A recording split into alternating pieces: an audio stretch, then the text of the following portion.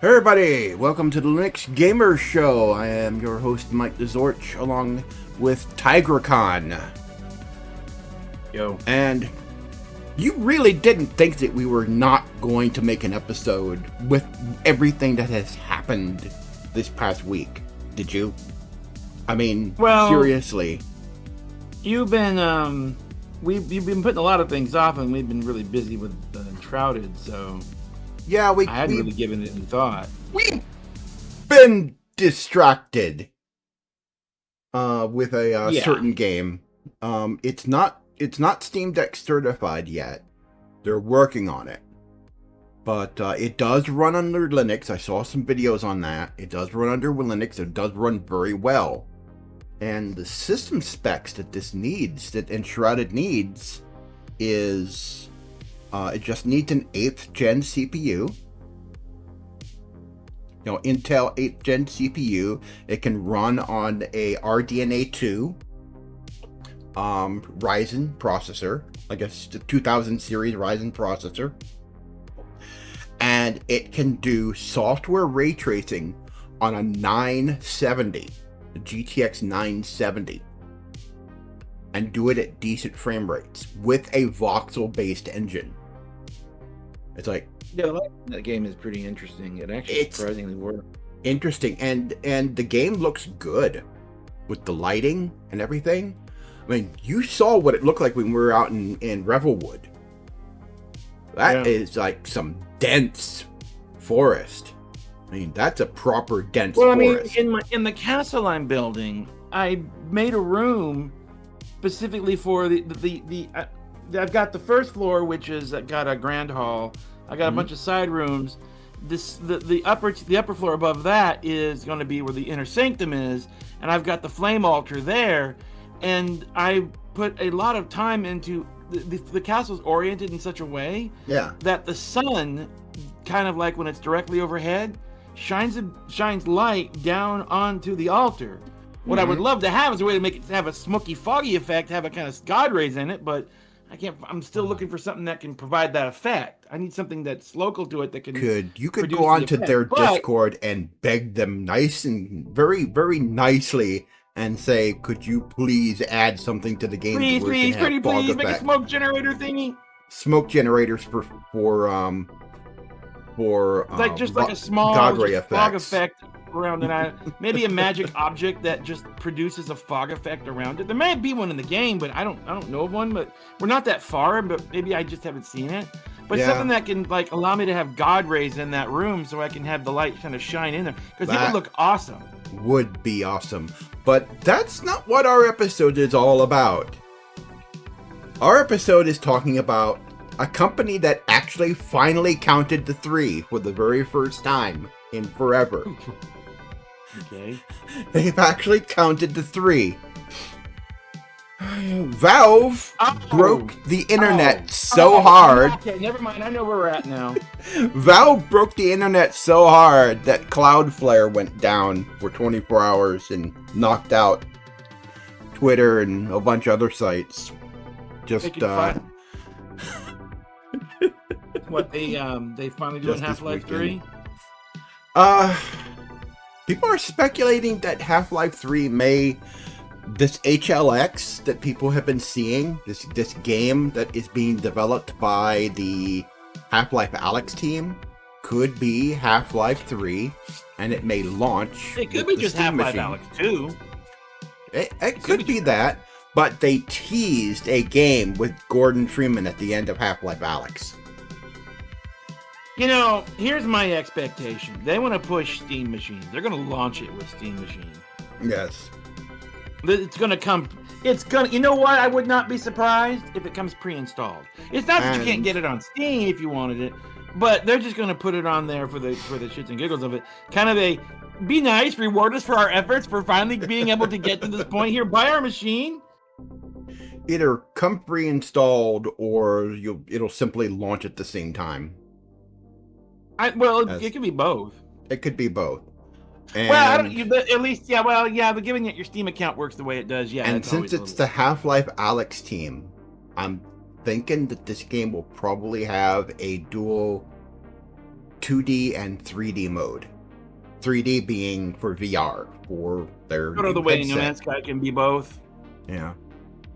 The Steam machine has caused quite a stir online. Oh, that's broke the rest of the what Half-Life Alyx isn't breaking. I mean, sorry, what Half-Life 3 isn't breaking. The Steam machine, the Steam update, the Steam stuff, the new Steam hardware is kind of breaking what's left. Yeah, it's I mean, people are interested in the new Steam controller, and I'm interested in the new Steam controller. I liked the original a lot. I used to use it for Final Fantasy until it stopped working. I wasn't the biggest fan of it initially. I never really was the biggest fan of it because the fact that the sticks were kind of controlled with those, I never really got into it. Yeah. But I like the look of the new one. Yeah. This one kind of mimics kind of the recent controller I bought, the 8-bit Duo. Mm-hmm. It kind of mimics that a little bit in terms of it's got that PlayStation DualShock style layout. Borrows a lot of design cues from the Steam Deck with its dual touchpads. It's basically a Steam Deck without the deck. Yeah. So it doesn't have the middle parts. It almost but it has looks the controllers like on each side. It's like somebody squashed down a Steam Deck to just, the controllers. Or someone took the Duke, the original Xbox controller, moved the joysticks around, gave it a decent D-pad, put on a couple of touchpads, and a Steam button. I mean, when I look at it, I'm like, I like the layout of this. This could be definitely something usable. Yeah, and it's got gyro, which would be useful. Yeah, it's got all the gyro goodies too. So if you went matey with any Nintendo games, you could probably get them to work too. Oh yeah, or with FPS games, you could go into. Ironically, I think it was Breath of the Wild that I kind of started getting used to the gyro aiming, with the bow and the bow. Because when I was playing, I'm talking about playing on an original Switch. So there's that. Yeah. But when I was aiming, you can aim with the Pro controller gyro. So having that available to more games would be nice. Yes. Especially games with controllers. I mean, it'd be nice if we would just switch that first person and just be able to target what you're looking for. Yeah. Just pointing at it. That would be nice. It kind of is kind of nice. So, I hope that really is more adapted to more games, or that there's a way to adapt it so that it has the same kind of functionality. Mm-hmm. Probably doing a little bit of Steam controller input, kind of finagling to make it work. Yeah.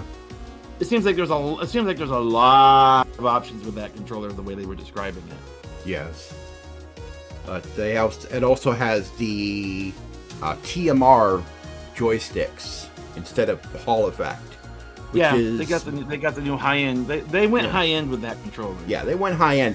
TMR, it's similar premise. It's magnetic sensors, but it uses a quantum effect. Whereas Hall effect is a little different. TMR is a little more reliable, a little more sensitive, but both are stick drift immune, basically. So you don't have potentiometers in the way that controllers used to have them. Yes, no parts that rub together to wear out. A bit of dust in there is not going to frack it up. Nope. Unless it's got a little bit of metal in it, maybe that might do something. Or it's has something, or it's a little bit magnetic or whatever. A bit of dust, it's got a little magneticness to it, little tiny piece of iron or something. Mm-hmm. But in general, it's not going to have, oh my god, the slightest bit of dust and you got like a mile worth of drift. Oh, definitely. Or, skip over a spot or something. It doesn't have that issue that resistors kind of produce when it comes to the Steam machine. That caused quite a stir with a lot of people. I got some comments on that a little bit. There are some who are speculating that Microsoft's decision to make the next Xbox a PC may have been spurred on by this. When I was wondering why they did that until I saw this, I'm like, oh. I mean, my mind instantly went there. They got wind of this, of what Valve is up to, and said, "Do that or else." In their development. A few months ago, there was a Xbox UI leaked from Microsoft that had a Steam category on it. That's when people first got the idea. Bugs me because I look at this and I'm going, is Valve getting kind of screwed over a little bit here? Because, I mean, not that it really bothers them that much. They don't seem to care. Yeah. Because you're going to have Steam on Microsoft stuff to help bolster Microsoft's stuff. Yeah. And yet, Microsoft's not going to let Valve run Xbox Live on their Linux system. I know. They're not going to reciprocate.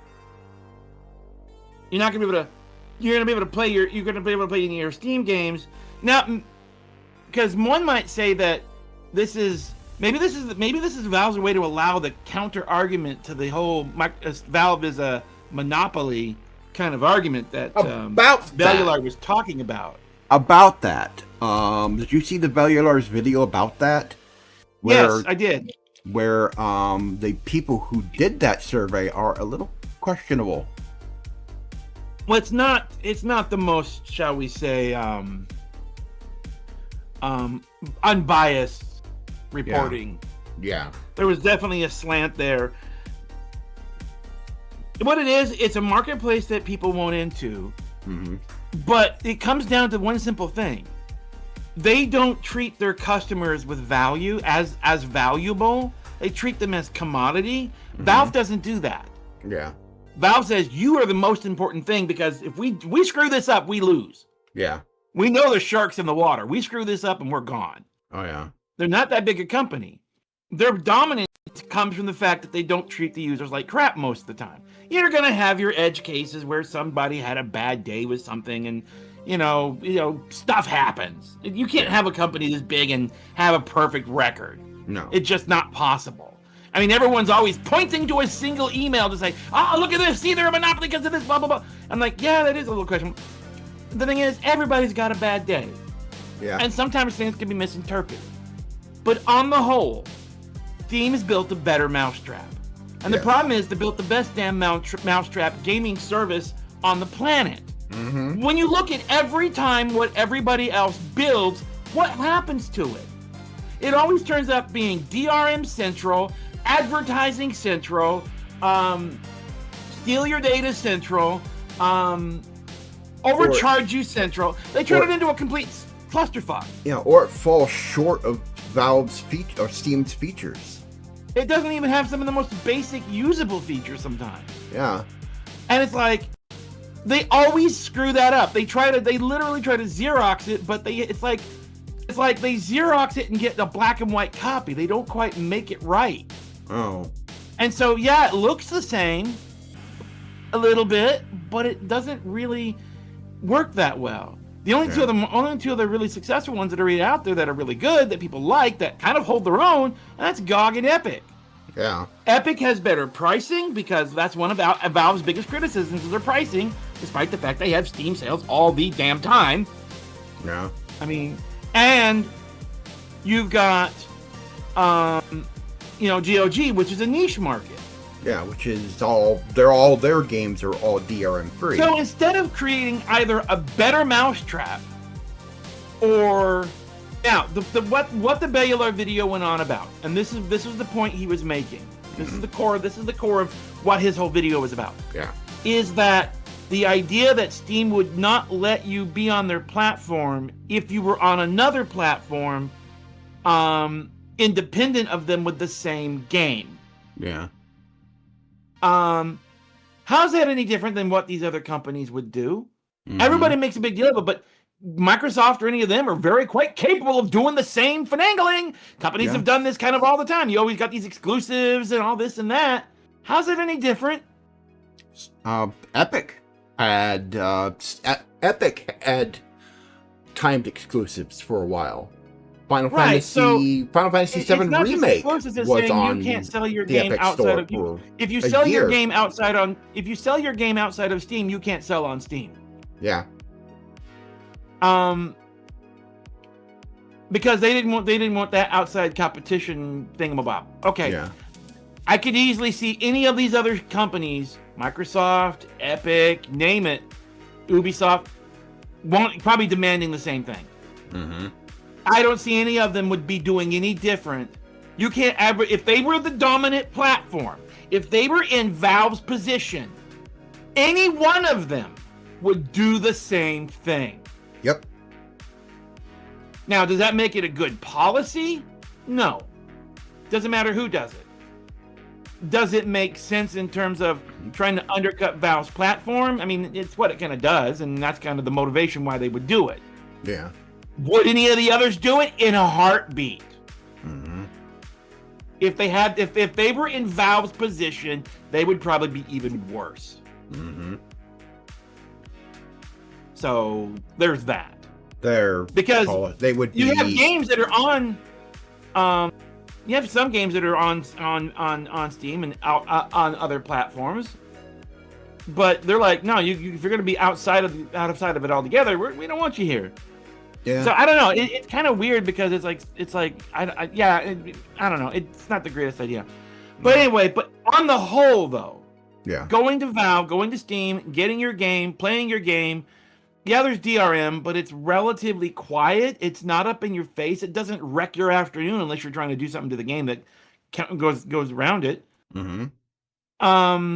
It's defeatable, of course. No, going in there with the assumption that you have the undefeatable DRM is stupidity. Yeah. There are some very skilled people out there that will take your DIM and laugh at you in the face and just crack it in an afternoon. I don't care how good it is. The only real thing that's really has, ironically, kind of the one thing that's kind of put a damper on some of the cheating and stuff that's going on out there, and that's been the use of the TPM for the anti-cheats. Yeah. From what I've heard, it's been effective. Despite its problems, it's been effective. From what I've heard, the Fortnite and them have had less cheating and less benefit. Maybe I'm wrong on this. I don't play those games. But from what I understand, that system does work. Yeah. The only problem is that doesn't currently work on Linux. No, that's the one side effect is they don't have any. There's no Linux variant of that. Yeah. So, I mean, but that's something. It's only those games that really, because it's almost like if it was on the Linux side, it would be easily defeatable. Yeah. Because Windows has to take your computer away from you to make it work. Yeah. That's the trade-off. Yes, your anti-cheat works, but Microsoft now controls your machine. Mm-hmm. That's the trade-off. I don't care what they say. They can screw over your machine with that chip. Mm-hmm. But ironically, it kind of doesn't matter because, like, well, that chip's built into the machine, so you kind of can't change it. Yeah, you can because there's some motherboards that have that as a module, so you can just swap it out. Yep. So defeated already by the manufacturers themselves. Just put in another chip. You're done. Mm-hmm. Have your one chip you want for your regular game day stuff, and another one that you know that you might get banned on because you're going to go in there and wreck everybody's afternoon. Yep. And you got a box of them or some shit. Mm-hmm. You know, what do you care, right? I mean, that's kind of how it looks out there. So it's still kind of with the ability to swap out the module, it kind of defeats the point. Yeah. And how long before this thing is cracked anyway? And probably it's virtualized. Probably already is. I would not be surprised if it's not already. It's probably heavily worked on right now by, I'm sure, some hacker out there who's probably already working on virtualization for it. Because the minute you see a virtualized TPM chip inside some of the emulators, like QEMU or one of the others, that's it. We're done. The whole purpose of the whole thing goes kaputski. Yeah. And there's probably already malware that takes advantage of the fact that these anti-cheat programs are also rootkits that have access to Ring Zero. Right, so they basically can sneak in through those doors and then get into the rest of your otherwise fairly secure system. Yep. Because you get into Ring Zero, you're basically giving away the keys of the kingdom. You basically control the whole machine, and suddenly your machine is on a map. Once you dig into that area, you kind of, the place is yours. Yeah, and then your machine's on that giant botnet that attacked Azure, Microsoft Azure recently. See, the Microsoft's created their own demons. Yeah. But getting on to the Steam machine, yeah, as I said, this thing's caused quite a stir online. Some saying the main thing I keep hearing about over and over and over till nauseum is that stupid 8 gig of RAM. Oh my god! Here's my comment on the 8 gig of RAM. Mm-hmm. Anybody who's complaining about it would never buy the machine because of it anyway. So who cares? Yeah. That's my thing. Who gives a poop? It's Because not for the hardcore gamers. For anybody who would be buying it, that would be something that's like, well, if they don't like it, well, then just don't buy it. Because if you've got your 500 billion megabyte memory, gigabyte graphics card, okay, fine, go enjoy that. Why do you care? Yeah. Because you're not gonna use this anyway. If you have that kind of attitude, oh my god, it's got 8 gig of video memory. So that means you would be the person who wouldn't buy it. Not everything is for everybody. If you're like, I don't like it because of that, well then just don't buy it. Some people, it just eats at them that people buy something or enjoy something that they don't enjoy. It's different than them. It's like they want the entire world to be a literal, Attack of the Clones clone of them, and only do it their way, their thing. This has to be just like them. It's the only way you could ever do it, and that's all there could ever be. Well, then all creativity is dead and this world's screwed. Yeah. Bring on the apocalypse. Because that means all creativity would have come to a halt forever. Yeah. So, and then a lot of these people will be some of the same people. No! It's like, well, the diversity is what creates this stuff. Diversity is somebody not liking what you like. Yeah. That's being diverse. That's being real. They're different diversity. than you. Huh? That's real diversity. Yeah, that's them being different from you. We go all the way back to Star Trek. Infinite diversity through infinite combinations. Combinations of people like this, people like that. Some people will absolutely adore the Steam machine. It'll be their bread and butter machine. It'll be their main computer. It'll be everything they ever wanted. And you'll have other people like, I ain't touching that thing with a 10-foot totem pole. Not even going near it. Yeah. Perfectly fine. Steam knows that. Valve knows that. They know that they're not going to be the universal sell-all. It's going to be on millions of desks. They know that. Mm-hmm. But it's more useful. Ironically, the Steam machine represents more for the Linux community than it almost does for the gaming world. True. Especially the kind of black magic they put into their headset. Oh God. They're walking, segue. Yeah. They're walking away from using lighthouses. Although they are still asking people to develop stuff for them. Not to abandon them. They still have the index out. But they're walking away from using using their base stations. And I saw the Linus Tech Tips video, and also Adam Savage is tested. And the tracking, the inside-out tracking, which I have a Samsung... Dang it, hold on. I have a Samsung Odyssey, which is the higher end of the Windows Mixed Reality headsets. And Linus also has the Quest, the Quest 2. One thing I like about it is uses the IR instead of LED because yours looks like a Christmas tree.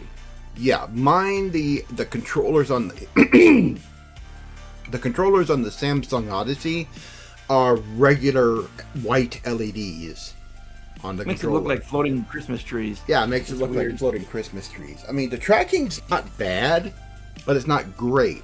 And I know that the tracking on the Quest 2 or Quest 3 is a little better, but still has a bit of a jank to it. Whereas Linus on Tech Tips said that it was really good.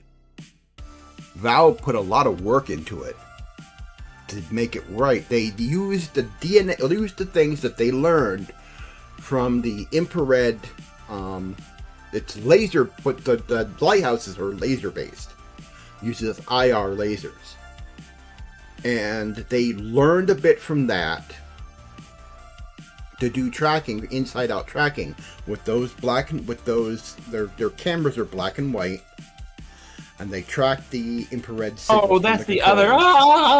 It's horrible. The black and white cameras. Yeah.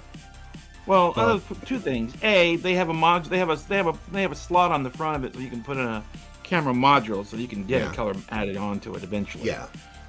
They made and also that's not the thing's intended purpose is to be an augmented reality headset. No, it wasn't meant to be a It's not designed around that being its primary function. Yeah. Yeah, it wasn't meant for AR. And the thing runs, I don't know if it's the latest Snapdragon CPU, but it's a 4 nanometer Snapdragon. Well, here the thing is, being an ARM chip, it's like the other part of it is you have space onboard games. You have kind of a Steam Deck kind of buried in the thing, after a fashion. The black magic to go from x86 running games from Linux onto an ARM CPU. I mean, this is some serious black magic right there that they have managed to pull off with DeX. They call it DeX. They call it FEX. FEX, okay. Yeah. FEX, not DeX. And they went up a layer or two. It's an emulation layer that runs along with also Proton that runs x86 code on ARM. On ARM. Yeah, and you can to me, like, Jesus. Yeah. Yeah. You can run stuff like Beat Saber and maybe even VR chat. It makes it goes from being usable out in, like at home or something to a very extremely portable. You can take your Beat Saber with you. You don't have to have all the rest of it. I don't know if it would do Half-Life Alyx. I would be surprised if it did, if it had the performance to do it. It would be amazing if it was able to do that.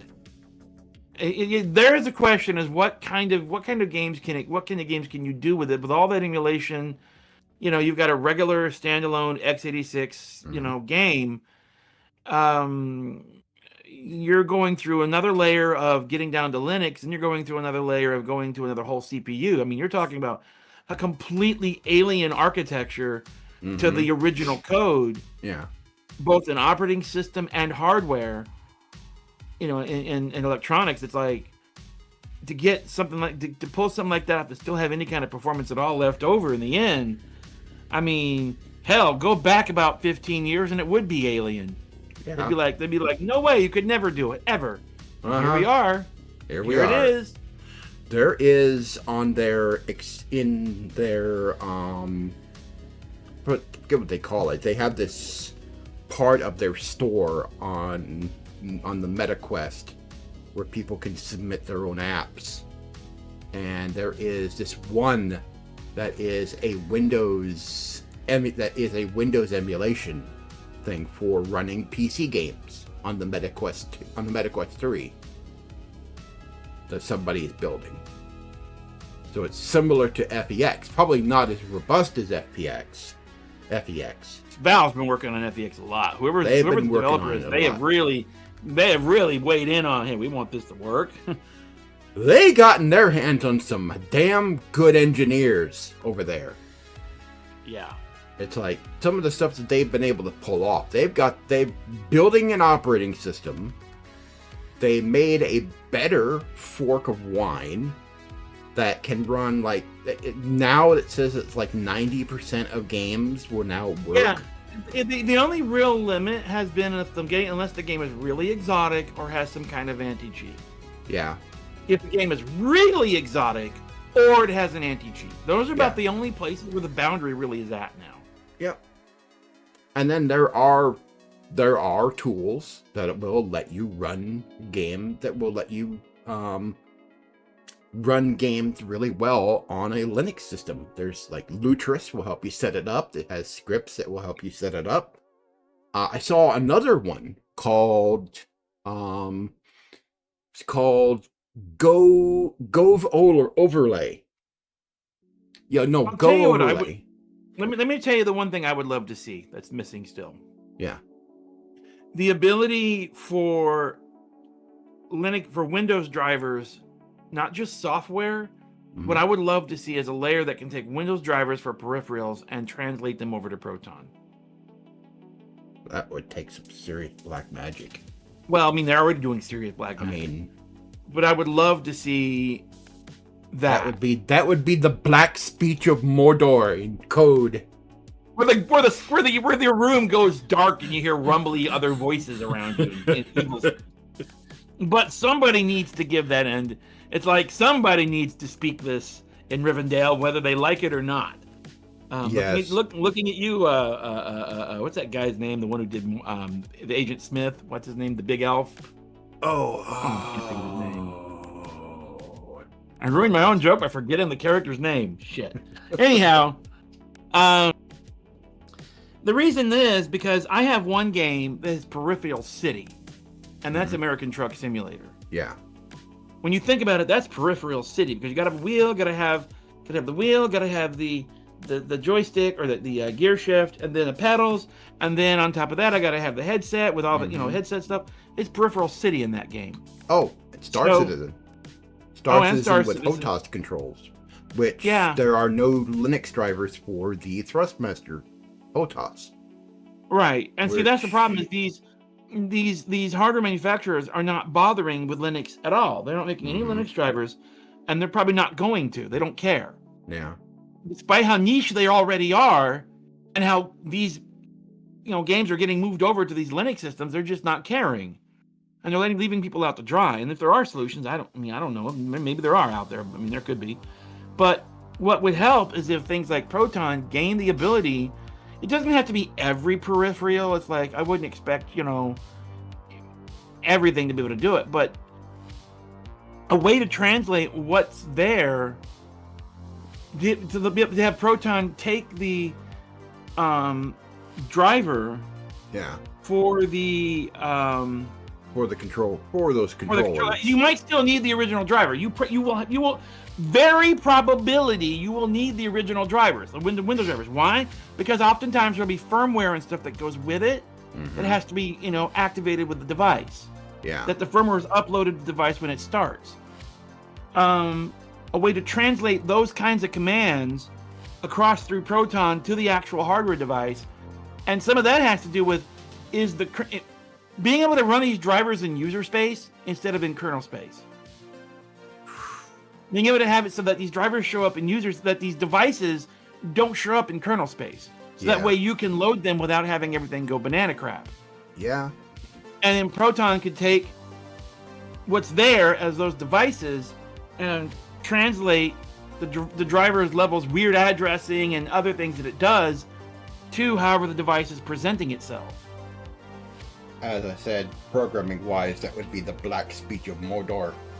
It's going to need work on the kernel. It's going to need work on Proton. It's going to need checking compatibility issues and things like that. It needs to happen because you can't transition without your peripherals. Then that's the way I play my game. I can't. I want to play my game without my peripherals. Although you had talked about possibly experimenting with trying to create a driver for the Thrustmaster T16000. Well, I was at the time. Well, there's the T16000 and the wheel, my Thrustmaster wheel. Yeah. I had a conversation. All I will say is I had a conversation with ChatGPT about it. What kinds of things would be the limiter? First thing it said was firmware, just straight up firmware, missing firmware. You got to have the firmware. You're going to need the Windows drivers in order to make that work. Yeah. So, and I don't know how. I'm like, what kind of presentation do these things, what kind of APIs does this generate that Proton could even read? It's like how to interface it and all that jazz. It's something to, let's just put it this way. I'm just partly dreaming, partly, I don't know. Maybe find a solution first before I even attempt it. Yeah. But I want my games to work, damn it. Yes, definitely. I mean, we know Star Citizen works. because We know the someone game tried can to be run, played there. someone tried to run it on a Steam Deck and actually got it to work. I think what it is their anti-cheat that's built into it doesn't blacklist Linux. Yeah. So Linux it doesn't. They support do allow it. Linux support was on their Kickstarter. Yeah. And So it's goal was valid reached. for the project to support it, even if it's not their main work right now. Yeah. To make sure it's absolutely compatible. Mm-hmm. But if it basically it's a game, it runs. Their anti-cheat doesn't prevent it. Yeah. So That they use Easy Anti-Cheat, which was developed by Epic. Developed by Epic. yeah. I think that's mostly just there to keep you from binding to the game with another piece of software to cheat. Yeah. I think that's just there to guard that. But I think Valve built the Steam machines based off of what they saw on the Steam hardware survey. They looked at what everybody was using. Oh, and yeah. They designed the Steam machines to be similar or slightly better than what the majority of Steam users were using. And the majority of Steam users have video cards with just 8 gigs of RAM. I mean, there's not a lot of games that require more than that, actually. I mean, there are some that might cause issues, but there are people who said they've been able to play some of those games like Indiana Jones and the Great Circle on machines with just 8 gigs of video memory, and they haven't had an issue. And Enshrouded only requires 6 gig. And as amazing as that game is, with software-based global the only illumination thing ray that tracing, could come back and bite Valve in the It's ass 6K. on this is if down the road a game comes out that's like really popular that requires more than 8. That requires it. That says this won't run well with less than 8, and it's a popular game. Do we know what GTA 6's stats are going to be? No. Because any game that on that level that might be explosive would be something like a GTA 5. Although I have heard some things about Okay. GTA 6 that could steal that game's thunder. We're not going to get Thunder? into those things. Okay. Yeah. What There game would are that be? There are some things that came out about GTA 6 that, let's just say some people may not go for it. Well, given the companies what they've been doing and what some things we have heard about it, the things have made it out, some of the images, yeah, it's the kind of things the rest of the Hollywood is learning. Don't go there, or else Let's just say go something, go broke. saw an article saying they were going to have rainbow flag parades in the game. Oh, they really want to kill their audience, don't they? Uh-huh. It's like, really? I mean, not all AAAs have learned you have to get rid of this. You have to stop doing this if you want your games to sell. Some of them still have to learn the hard way. Maybe this I guess them. that Rockstar is gonna have to. Thing is, GTA 6 is so big, and I'm thinking this is gonna be a lot of money is gonna be invested into making this game. It's still gonna make initial sales. People are gonna buy it not having paid attention, and they're gonna buy it, and then they're gonna get mad after they buy it. But the thing is, they already ran off with their money. Yeah, true. That's gonna be the part of it. Somebody who wasn't paying attention was like, "Oh, GTA 6, I want," and they go get it, and they're like, "What's all this stuff?" And then they get mad at it, and then they've already been over their 2 hours or whatever, and everyone's gonna be fuming at the mouth because they got stuff in there they don't want because they weren't paying attention. Because the people snuck their little stuff in there, and it's just all gonna go. I mean, the rest of Hollywood, it's like it has become thing to start cleaning this up. I mean, the whole damn nation of Japan is. They're even talking about Disney doing it. Back to Steam! More Steam! Part More of Steam. what's going on, I think, is what's driving Microsoft to slowly just destroy itself with its With Windows, I mean, they are pushing towards making Windows a what they call an agentic operating system. What does that even mean? Uh, Hold on. What does agentic what as a word? What is? Hold on. I don't even know what that means. it means that the AI would be all up in your crap all the time, and it would basically do stuff for you. You wouldn't so much use your computer as you would tell your computer what you wanted it to do. Is an OS built around AI agent that can... So agentic... Okay, the word agentic is like agent. Yeah, agent.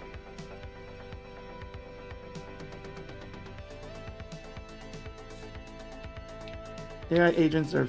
AI... Let's see, precisely, when people say agentic operating system, they usually mean something like AI agents are first-class citizens.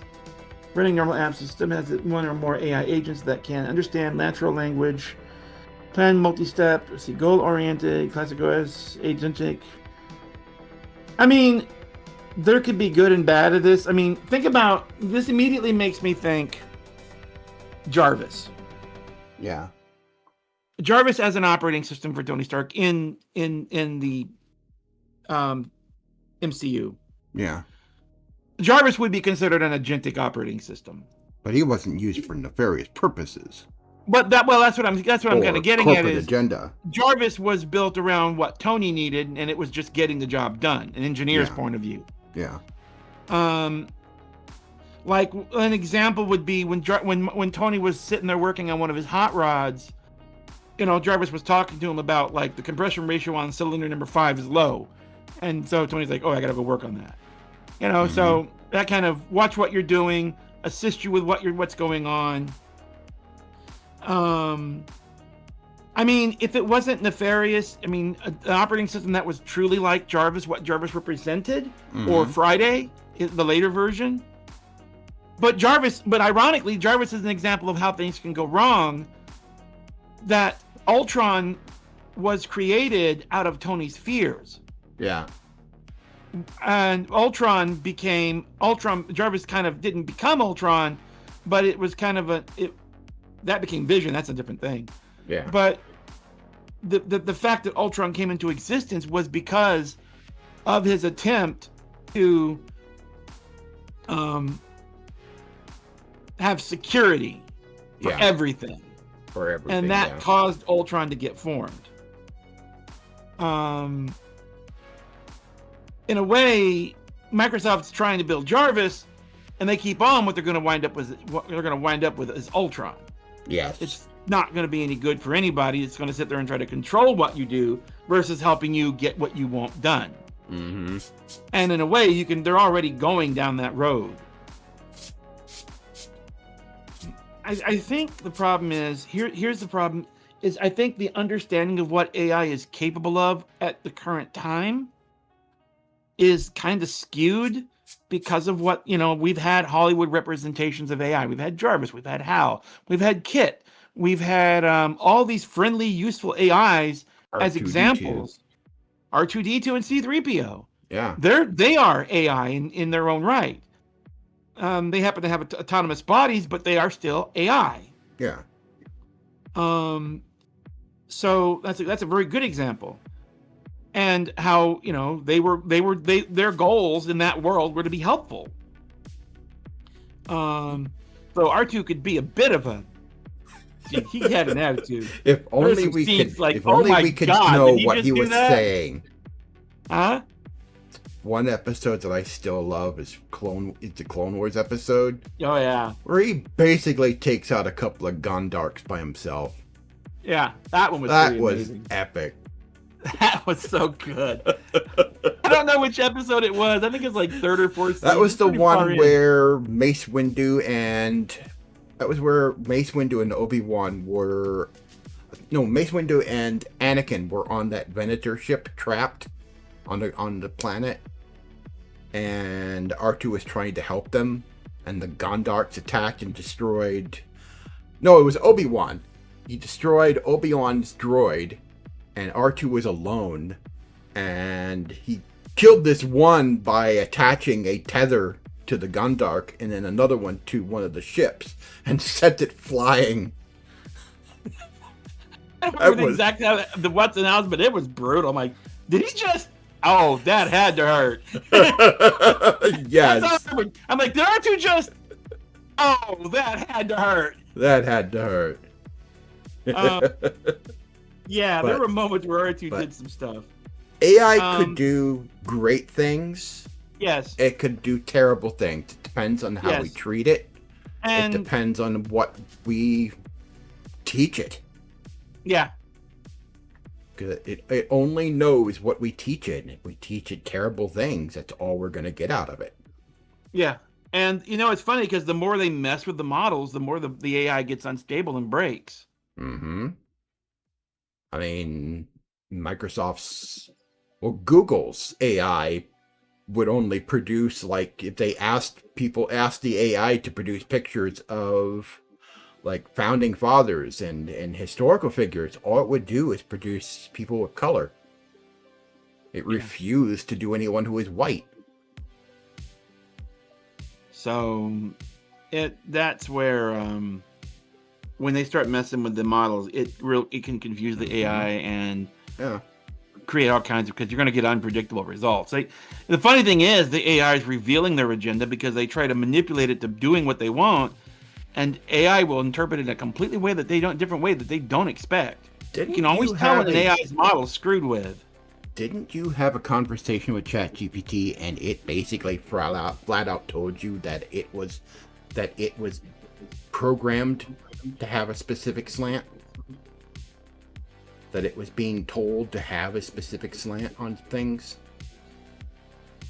I think it was you or someone else. Might have been someone else, but I know that you can talk to it a certain way and pull out its slants.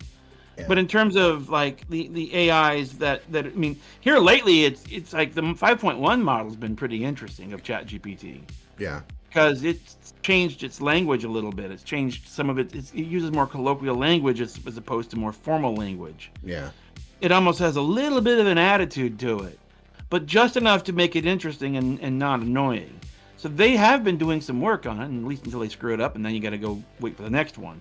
Yeah. I've noticed a particular model is out for a while. It starts out really good, and then after a while, it's like, what the hell happened to this thing?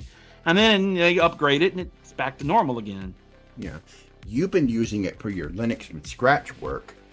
Yeah. And you know that it doesn't always get things right. It doesn't. Sometimes it gets stubborn. Yeah. Where it insists one of the things that drives me crazy is when it makes assumptions. It makes assumptions and it has this phrase, why this works. I've actually got instructions programmed down to it. Do not ever tell me that again. Because 90% of the time when you start seeing that, it's like, why it doesn't work. Mm-hmm. Though I was corrected earlier and I didn't even realize it. That's why I said this 5.1 model is interesting, because here's an example. It talked about resizing the C drive with disk management tool in Windows. Mm-hmm. I'm like, no, you can't do that. You can't resize an active volume. Well, come to find out, that was true in Windows XP. And I went from XP briefly to Windows 7 and then to Windows 10. Mm-hmm. I was not in Windows 7 very long. I went basically from XP to Windows 10 because I skipped most of the stuff. I briefly used Windows 7. Yeah. But here's the thing. I used Windows 7 for a long time. But here's the thing. The feature that I thought didn't work came out in Vista. It was in Vista that they added the ability for an active volume to be partitioned. So I thought ChatGPT was wrong. I was ready to argue with it. And just to prove my point, I went and checked it. Come to find out, the feature actually was there. Yeah. I'm like, oh, well, shit. I didn't even know this. So I was ready to argue with it on something, and it's like, this is the one time where I was like, no, it was right. I was wrong. And that's kind of rare because oftentimes it'll make suggestions like that, and it's very wrong. Yeah. And it's like, I tell it, double check that. And it's like, oh, yeah, you're right. My bad. Yeah. And I've had that happen a lot. But on this rare occasion, it was right. And I was ready to argue with it, too. And I'm like, no, you can't do that with that. I still don't trust that feature. I'd still rather use my Linux tools. Yeah. But we're off topic again. But Microsoft is putting that all up in Windows 11, and they're having AI write a lot of their code for their updates, and so they're there's two problems. things that are happening back to back that are putting Microsoft at risk. Yeah. The 30% demand, the demand by executives for 30% profit margins on all divisions. Mm-hmm. That's tearing Microsoft up from the inside out. Yeah. And then also the demand that 30% of the code be written by AI, or the allowance of it. Yeah. This is a disastrous combination. Mm-hmm. Because one of the ways to make your organization profitable when you don't have a lot of other things to work with is to cut corners. Cut corners with employees. Take out the ones that are, the most expensive, your highest engineers. Why bother? You got AI, right? Mm-hmm. You got AI to take the most experienced one's place. And keep your cheapos that just do the grunt work of whatever AI tells them to do. Yep. And I almost have a feeling that's what's going on. It's like, oh, AI is going to tell the programmers what to do, and the programmers go program and test it, and it'll be fine. No, that's not going to work that way. So Microsoft days are numbered in terms of that survival. But it's going to be a while. It's going to be a while for that to truly manifest itself, and they can course correct long before then. But right now, AI is all the rage. They're going all. Oh, I know what I wanted to say earlier. Yeah. My concern in it of AI, this is one of the things I wanted to touch, was just like in the 90s, go back to the late 90s, early 2000s, mm-hmm. Domain names, internet names were all the rage. The rage, internet. Everyone's buying and selling these little internet.com companies. This and that one. It's like, oh, people are making money hand over fist. And then the whole thing goes, whoop. Yeah. The tech bubble. The AI is definitely a bubble. Did the .coms and all that go away? Nope. But did they do well after that? Not really. A lot went under. And this smell vanished. Yeah, and this smells of that. And it doesn't. And the thing is, this is bigger than just companies with AI. This is touching every industry. Oh yeah. I mean, I watched. There was an episode of Star Trek I saw the other day that was not Star Trek. It was an AI. It was a fan-generated episode. It wasn't very good. The quality was janky, but the seeds of what's to become a norm is there. Yeah. That in the music world, this was easy. That you could be not signed up and still make Googles and Googles of money. I mean, just look at Tom McDonald, for example. Yeah. As an example. Mm-hmm. Even if you don't like his politics or his music, the dude's made money hand over fist. Oh, yeah. And he's told the industry they can go screw themselves. Uh-huh. Or you got an AI song that is a #1 in the Billboard download charts. Yeah, and so you got a little bit of both, where you've got but what's important about both of those is that the traditional industry was not involved. Mm-hmm. Whether it be homegrown, homemade, flesh and blood created, or digitally done, whether it's by someone real who making it, playing it in his basement, or somebody who's just putting it on AI and doing it that way. What was missing from both those cases was the traditional system. Mm-hmm. That's what's in trouble, and Microsoft counts as one of those. Yeah. And they're feeling that they don't want to become irrelevant. They actually said as much. Yes, that's what's driving all this, is their fear of being made irrelevant. And AI and homegrown work is starting to make that a possibility for both computing, music, gaming, movies. AI is a tool that can help out with some of the things where a person knows what they want and the person still makes it, but it's AI assisted. This is where I think it's going to settle in. AI not being the end all, create every scene, every moment, every issue. Mm-hmm. But somebody produced something. Let's say you're a movie producer, you got a small little thing set up, but you don't have any music. You need certain kind of music cues. You can have AI fill in some of the blanks that you personally can't do. Mm-hmm. I think what things are going to settle into is completely AI created content only will never truly be accepted. No. But human made content that's AI assisted Yeah. is going to be worth that. And I think Microsoft's trying to latch onto that, not fully grasping it. They're grasping at it, but not really achieving the grip. I think that's their agentic idea, is them trying to, they see it coming, but it's not really here yet, and so they're just reaching out into the void, missing their mark. Yes. They kind of got the vibe of it, that agentic development is going to be a thing, AI assisted created content. The AI doesn't do it itself because everyone will spot that a mile away and reject it. Yeah. But human created content that is AI assisted, that's a different story. Mm-hmm. And being able to trying to get ahead of that is in such a desperate way without letting it naturally develop is what's hurting them. Yeah. So anyway, Steam hardware. But that's ultimately what's going to drive a lot more people toward Linux. Yeah, I mean, I've already put out a plan for myself. I was just talking with you about that before we started this conversation. How am I going to move to Linux? How do I do this myself? Like here. Yeah. My decision has been I'm going to move my system slowly. I'm going to the reason I was talking about the resize earlier was I'm going to shrink Windows down. I'm going to put Cache out behind it. I'm going to start installing. I'm going to turn Windows Update off so Windows doesn't have a chance to break it. And then I'm going to, and I'm still using Windows 10, so I can turn it off. Yeah. That I never moved to 11.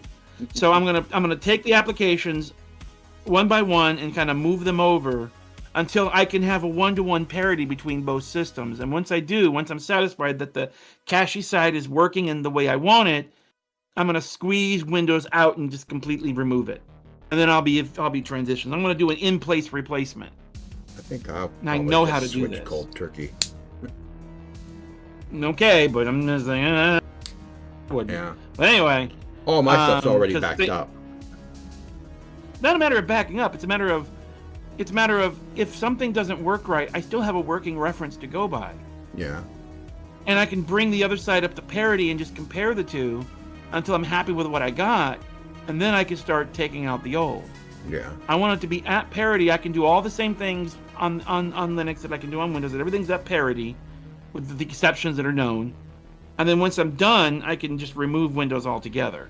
Yeah. So I know that when I do that, I'm good. And I know how to deal with Linux enough to know how to do this safely. Yeah. And I've got space for a full system backup, so if I screw up in this process, I can unwind the whole mess. I know how to do all this. Yeah. And that way I'm completely happy that, yes, I've made the transition, everything works. I can log into Linux and do the exact same things I can do on Windows. I have all the same things. I didn't forget anything. And if I did forget something, I can just reach over and grab it out of the Linux system, out of the Windows system. Because Linux can see Windows, Windows can't see Linux. Windows chooses not to. I will say it again, Windows chooses not to. Yeah. In fact, Windows is aggressive to Linux. On Windows 11, this would be a very dangerous procedure. Oh, yeah. But being a little on our topic, what I could possibly see one day, put on your Steam frame one day, your Steam frame. I'm going to buy this. Valve just gave me my Christmas list that I want. Put on the headset. For Christmas, but they gave me what I wanted. I'm going to buy that stuff. Yeah. You put on your headset, and you were talking about AI assistants for creating content. Yeah. You put your headset on, it gives you something like a holodeck, and you talk to the AI, and you have it set up scenes. You're in this 3D VR experience. You put the camera and that's where when you walk want off. it for shots. Is that when you visit Quark's Hollow Suite? I'll just say it politely like that. Yes, but you set up the camera positions and everything yourself. You have it. You frame the shots and everything, and you have it play out everything. They do that in movies now. And a lot of times in movies, they actually have, for the digital world that they're trying to create, mm-hmm. a lot of movies actually have a virtual camera and a device that can walk around that camera for the director, so they can literally manually set a scene in a camera in a virtual 3D environment to match the thing they're trying to, the live action they're trying to film. But this They would do be it something now. in the hands of regular people, and it would be AI assisted for making Hollywood quality movies. So yeah, On the okay, I see cheap. what you're saying. So you could create, let's say you want to create your own Star Trek episodes. You got 3D models of Captain Picard and Troy and Crusher and all them, and you basically tell the AI kind of how you want them to do. You can mocap a scene or two if you need it. If they're not quite right, you can mocap a baseline so that it can figure out what you're trying to do. And then you have a 3D. You have to use the headset, and you can walk around and it's like, okay, here's where I want the camera to be, and you can literally look through the lens of the camera and see the scene as it's playing out. Yeah. And follow them and do the filming and stuff like that. I mean, eventually, yeah. And then and it can be any, and giving the graphics quality that games and engines and AI can generate, you can basically damn near make something realistic. Oh yeah. Fan-made episodes, fan-made movies, fan-made content. Export that all out to video, to a video file, and boom, there you go, movie. And you can either have the effects generated in the scene, or you can go out and, actually use, have the scenes, exported and being able to create a, the special effects if you wanted separately traditionally or something. Yeah. So you don't have to always be in AI to do it. You can actually do it in a more traditional way if you wanted. Yeah. If you knew how to do those techniques. Or if you don't know how to do them, you say, hey, I can walk you through some of them. Yeah.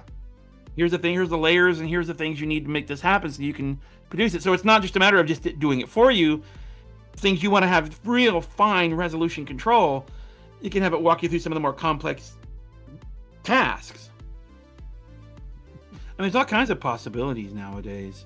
Yeah. Guys, the thing is, it's not we don't see it create. It's not that things aren't creative or can be creative. It's everyone's depending upon AI for all the creation itself. Like, let's make a Star Wars episode. Let's make a Star Trek episode. What about having a new series altogether? Why does it have to always be Star Trek? Why does it have to always be Star Wars? Just because people recognize something? I mean, look at Babylon 5 and how different it was. Because somebody did not follow the formula that everyone else wanted.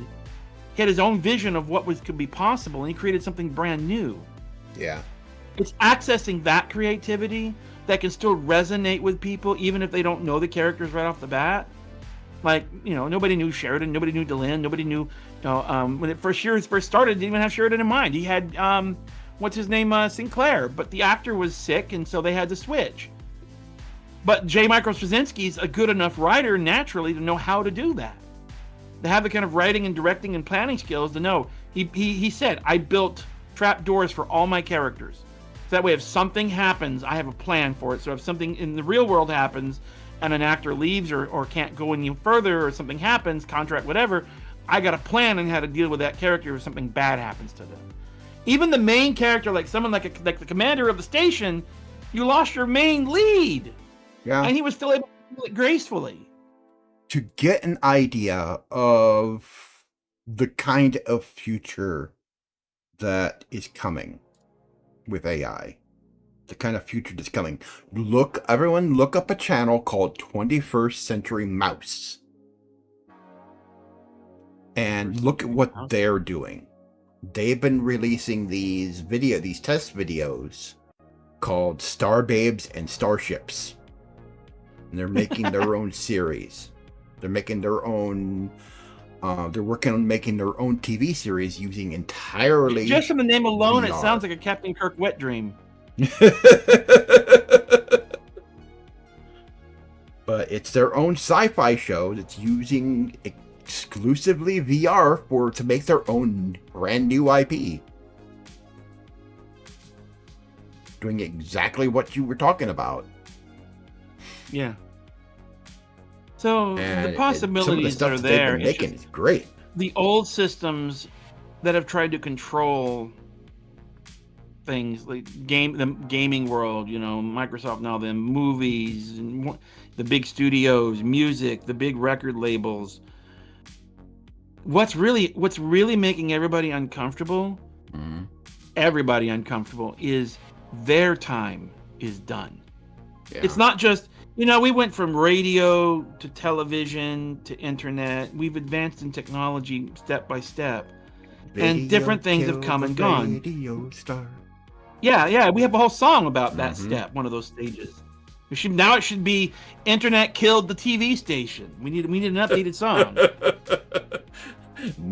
Cable came along and killed broadcast station. TV. Internet came along and killed cable. So we could have a whole album on this. We went from records to 8 tracks to cassettes to CDs to nothing, to just digital. But there's a convergence. It's ironic because there's also a convergence. It's like things that were distinctly separate, VHS versus 8-track versus cassette. Today it doesn't matter. It's just a file. Yeah. There's been this convergence of whether it's special effects or music production or whatever. We had all these different formats. They've all congealed down to a single environment where you're a computer, which used to not be able to participate in a lot of this, now is at the center of it all. Yeah. So we've had this transition from one thing to another to the point where even our distribution models have changed to the point where you don't really need the big names anymore. It's just you got to have a way for people to learn about something existing. That's kind of a mainstay, but with the internet, that's kind of shifted too, and it's shifted so much that the classic structural systems like the record labels and the movie studios and the the mainstream gaming industries, they're feeling that they're not really important anymore. No. And it's driving them nuts because they want to be in the middle of it all. There's money to be made, but they don't know how to access it anymore. No. It's moving past them where they're no longer the central hub that they used to be. They used to be the gatekeeper. Yeah, it's been the small indie studios that have been taking the biggest risks, like the developers of Expedition 33. Like, that game is fantastic. Or what we've been playing, Enshrouded. Yeah. I forget where's Keen from? Hold on, look them up real quick. Where are they from? A lot of good studios are coming out of Eastern Europe. Makers of Keen Games. They are waiting for it. Keen Games is based in Frankfurt. Okay, so they're from Germany. Yes, they're a German company. So they're a German company. So a lot of good games a lot of good indie studios have been coming out of Europe. Well, didn't we say Dyson Sphere Program was Korean? I think we settled that was Korean. That was Korean. Yeah. And those guys, it's a freaking early access game. Those guys are so good. It's a freaking early access game. And it was so dang solid when it came out. It's like, this is early access? Who are these guys? This has got more quality and it's pinky than some of these corporations doing their fully released, multi-updated games. Enshrouded is still early access. And it's pretty good. It's still early access. And it's been fun. They're working their way toward a launch. They're working. They want to launch officially in 2026. Yeah, that's what they're working toward. And they have a roadmap to what they want to have in game before they get there. Yeah. And they have chocked full this game full of content. And Star Citizen is 2 years away. It was 2 years away. I'm not letting that one go. It was 2 years away in 2020, in 2012. It was 2 years away in 2015. It was 2 years away in 2019, and today it's 2 years away. It is perpetually 2 years away. It really is. It's just 2 years away. It just sort of been the thing. And it's like it's the running joke, and it's self-inflicted in many ways. So it's a bit of mismanagement, a bit of them laser focusing a little much on. Well, they focused a lot on like laser Squadron through 42. a prism. They Huh? focused a lot on Squadron 42 and sort of let Star Citizen languish for a long time. They've done that several times. They're partly doing it now Yeah. because they're trying to get Squadron 42 out the door. Done. Yeah, they want to Yeah, get it out. I think they should not have tried to tackle this in this way. I think they should have picked one and did it, and then worked on the next one. They should have done it more No Man's Sky style, where start with a more simple project first, gain some income, and then work their way up. Or what they should have Squadron done 42 the single player campaign. I mean, not the single player campaign, but make it the main campaign for Star Citizen starting out. Well, what I could easily see them doing, I think they're realizing that this was a mistake, and they're starting to talk about more story-oriented stuff in Star Citizen and what they could do. And here's what they may do. This is a possibility for them. Yeah. Instead of trying to stop everything on Star Citizen and make Squadron 42 Chapter 2, build Chapter 2 into Squadron. Because here's the thing: when they started it, they weren't going to do instanced content. Yeah. But instanced content's the foundation for putting in a story mode. Mm-hmm. So you can have your curated content, which is your story. So right now, it's a separate binary. It's a separate exe. It's a separate program. Squadron 42 is a separate game completely from Star Citizen, even though it exists in the same world with the same technology and even the same locations. Yeah. It happens at a different time frame than the main game. So I think it's supposed to happen before the time we're in Star Citizen. They were going to be side by side, but I don't know what they're going to do. Anyhow, what they could do with this new instant system they're making, build Squadron 42 Episode 2 inside Star Citizen. So that way you select, story mission, and it can change your settings to where you can have the game go into that kind of presentation and experience that story, and you're in an isolated instance of it. So, it does everything it's doing in a way that kind of behaves like the game they have, but it doesn't. It just, I'm saying that it's better to do it that way and build it into the game instead of trying to do what they've been doing and build a whole separate game again. Yeah. If they have to stop to build Chapter 2, Star Citizen will never get made. Oh yeah. It'll never make progress. Yeah. When Squadron 42 takes so much air out of the room that if Squadron 42 takes so much air out of the room every time they work on it, the Star Citizen starts to choke because it ain't got enough oxygen. This will be horrific forever. They need to branch it so that they don't have these two people working in competition with each other. That Star Citizen should have all the tools for the game folk, for the main story guys, to be able to just build within instead of building without. That way you don't have all this bouncing back and forth. There's one engine team that they're all working on. There kind of is now, but have them all truly integrated, and don't make Squadron 42 Chapter 2 a separate part from Star Citizen. Build it into it. Use the instancing technology, use the server technology, do all that so that it's built into it. Yeah. That's really how it should have been to begin with. That's how it should have been to begin with.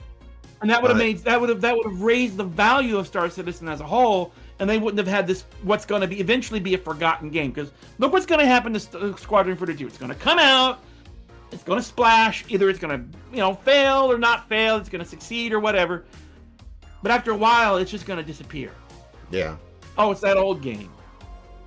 It's going to make them some money, and then it's just going to sit on a shelf after that. Nobody will play it. And then people will come in, they'll see Star Citizen, and go, you mean they finally finished this game? And then, okay, we have all this development now, it's finally making progress, that game is done. And then, okay, we're making progress, and then they go to make Chapter 2 to finish up more of the story. And then what's going to happen to Star Citizen when they do that? Is it development just going to go crap again every time they work on that other game? People might stop working on that. Nobody wants it. It's sitting on a shelf, nobody cares. But if they build it into it, then the team developing into it works with the Star Citizen team in terms of getting it built into certain areas, certain narratives, certain instancing. Make it a part of that. So that way when they play it, it gives the more life to Star Citizen. Yeah. I've never seen an MMO where its main story is outside the main game, like this. MMOs typically have all their story in the game itself. Warcraft, Final Fantasy, you name it. The story's right there for you to play anytime you want. Not have to go buy a separate game. No. From the outside view, in 10 years, it's going to look like a money grab. Yeah, true. Why? It's like you're going to look at the. Somebody's going to come along. People still consider it a money grab now. Well, true, but somebody come along in 10 years, and let's say it all gets finished. They look at Star Citizen and like, I got to go buy this other game to get the story. Why can't I just play it here in this game? Why did they do this? From a blank perspective, it's going to look weird. Why is the main game sitting off to the side as a separate game? Yeah. This should be part of this. So they really kind of screwed. I mean, it was an evolution of planning that did not go the way they expected, and Chris Roberts didn't get the memo in time. Yeah. But all this. I'm buying the Steam machine. I'm buying the headset. I'm buying the controller. Yes. I want the package. Yes. Steam machine. Definitely, this is all about Steam machine. Definitely want the controller. I definitely want the VR headset. I think that's the reason why I haven't fixed my VR yet, is because I knew they were coming out with another headset. Also, I knew I was switching over to Linux, and I thought, why fix it now? Why go through all the trouble of getting it all working when I'm just going to reset the whole thing and have to redo it all anyway? Yeah. Oh. But I'm definitely gonna get those. I don't know if I'll get a Steam machine. I will, just to complete my set. Gotta collect them all. I mean, if it's just a good enough game machine to be able to play the games that I like to play, Final Fantasy 14 and Cyberpunk and Enshrouded and stuff, if it's good enough to do all that, then I could retire this little HP machine and just use my gaming PC as my daily driver. Yeah. Running Manjaro or something. Yeah. It's I mean, the Steam machine's going to be able to drive VR. The way they said it in their trailer. My understanding is, I believe, doesn't it already have the antenna that you don't need the dongle? Did it have the antenna? It doesn't. You do need the dongle. It does not have. It has 5G wireless in it. I think 5 or 6G wireless in it, but it's not the one. I think it's 6G, but it's not the one for the VR headset. The one that's for the VR set is specifically for the VR headset. And the headset itself has 2 antennas. One is for the dongle. Yeah, I know that. For Wi-Fi. That's for the video streaming. That's the replacement for HDMI. That's for the replacement to HDMI, and the other is for 5G Wi-Fi, so that you can have a Wi-Fi connection to your Wi-Fi router and still stream. One specifically for data, and the other one specifically for video. Yep. And they do the foveated streaming.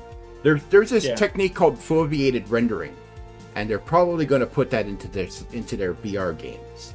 Into Half-Life Alyx, Half-Life 3. If Half-Life 3 is going to be their game. No, the game doesn't need no game needs the foveated features. It's part of the connection. It's outside the game where it's rendering at a higher or lower quality. Foveated. It's compressing and decompressing different parts where you're looking at. Foveated rendering. This is different from what they're doing. Foveated streaming. Foveated rendering is the thing that the PlayStation VR does, where it tracks your eyes, and where you're looking, it renders it full resolution. The hardware lowers in the game the resolution everywhere else. That's where it's very game dependent. Yeah. The game has to support that. Whereas with the foveated streaming, they are focusing on best streaming quality on what you're looking at, lower quality everywhere else, so it doesn't have to send as much data. Yeah. And people who have used it said they didn't notice any lag. That you can't tell. Yeah. One thing As that's well. interesting is the way the system is built, being as inside tracking, is you can, if I wanted to go into the living room Mhm. and set this up, I wouldn't need to do anything special. I just No. go in, plug it in, turn it on, done.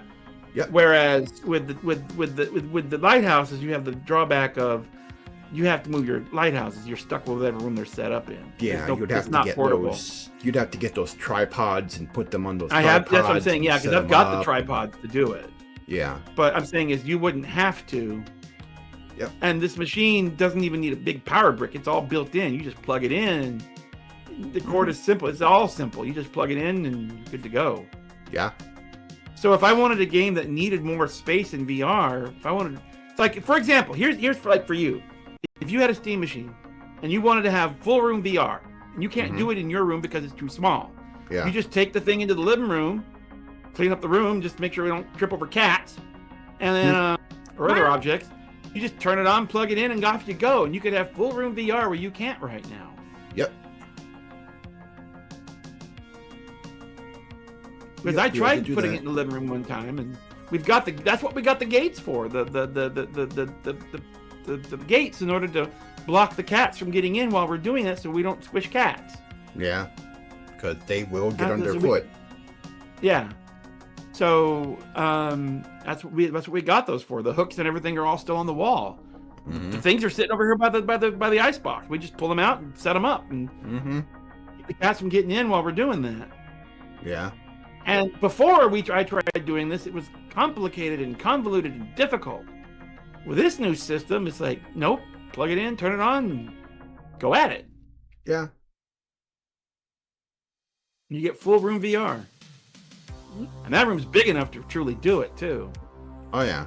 That room's that's the next to the no, yeah, it's one of the biggest rooms in the house. It's the biggest room in the house. Yeah. It's the biggest unobstructed room because the kitchen and it are the same size. Yeah. So it's the biggest unobstructed room in the house. So that's a big play space. Yeah. So full room VR is I indeed think possible. they said like the controllers take a single AA battery. They said it runs for Linus like, was talking about that, and just grab a chargeable battery pack and some batteries. yeah, I've got a bunch of rechargeable ones. Yeah. Yeah, Done. I got Done. fresh rechargeable batteries, and you're done. And I think they said it's Yeah. like 40 hours runtime on a single battery. Yeah, so it's better to have chargeables these days because regular batteries are too expensive. Yeah, very expensive, especially when you're buying them in large quantities. They can add up really fast. Whereas it can add up really got quick. rechargeables. It's like these last for a long time. I mean, I got these for Callie's cat toy. I use them in that, and they last a while. Yeah. The only reason why I I bought think them their is because the old duration's a batteries little. weren't Their duration taking a doesn't charge last anymore. as longer. Their duration doesn't last as long as regular batteries in terms of per charge. But if you got a set of them, you just swap out as you need it. Yeah, and they're not expensive. They're not that expensive to buy a big pack of them to charge. So you don't even really need that many. So it's more than enough. Oh yeah. So that'll all be fine. Yeah. I'm honestly surprised they didn't build a pack in. I think a lot of people are. Even Linus was talking about it. There are kind of reasons why they did it, but at the end of the day, I mean, it's just sort of like you look at it and go, "Huh? Why?" You just can't help but look at it and just go, "Huh? Why?" With the existing VR controllers, if the battery starts going bad on you, you got to replace the entire controller. Yeah, that's what I'm saying. There are advantages to it. Yeah, there are advantages to it. Now, the Steam controller, I am interested in that. I like my 8-bit dual controller. I like it. Yeah, I really like too. it. I haven't used it enough, but I've got that. The only thing I don't think it has that I would like to have is that my dual controller has a lock on the thing for the triggers to lock them as buttons. I don't think this has that, and that's gonna be the thing to be like, no, it doesn't have that. The other thing I have is I have that controller I bought for Dune Awakening. And I haven't tried that with Enshrouded. And that's basically a keyboard and mouse. It has a joystick, and the joystick is mapped to WASD, and the buttons are mapped to keyboard buttons and everything that's common with games. I've not seen, which controller is this? I've not seen this. This is the one with the big touchpad on it. I've not seen it. If you click and hold the touchpad, it has gyro options. Well, that's kind of what they're doing with the Steam controller. Yeah, that's what it's doing with the Steam controller. But I am really interested in that controller. That's probably one of the first things I would get, is that controller. I had the old Steam I'm controller. just saving up for the whole damn. I'm just saving up for the whole bundle. I'm gonna make it a whole. No, the original Steam controller did have gyro. The original did have gyro. That's my late given. Yeah, that's my late given Christmas present. That's like, what do I want for Christmas? What am I going to get me for Christmas? Oh yeah. Yeah. Well, we really went off topic with this show. I went way off in the left field, right field, left center field, up field, down field, and side field. I went all over the field. I think I covered all the bases and then some. I think I covered all the bases and found a few new ones while I was at it. We skidded around and did some donuts. Yeah. Figure eights while I was at it.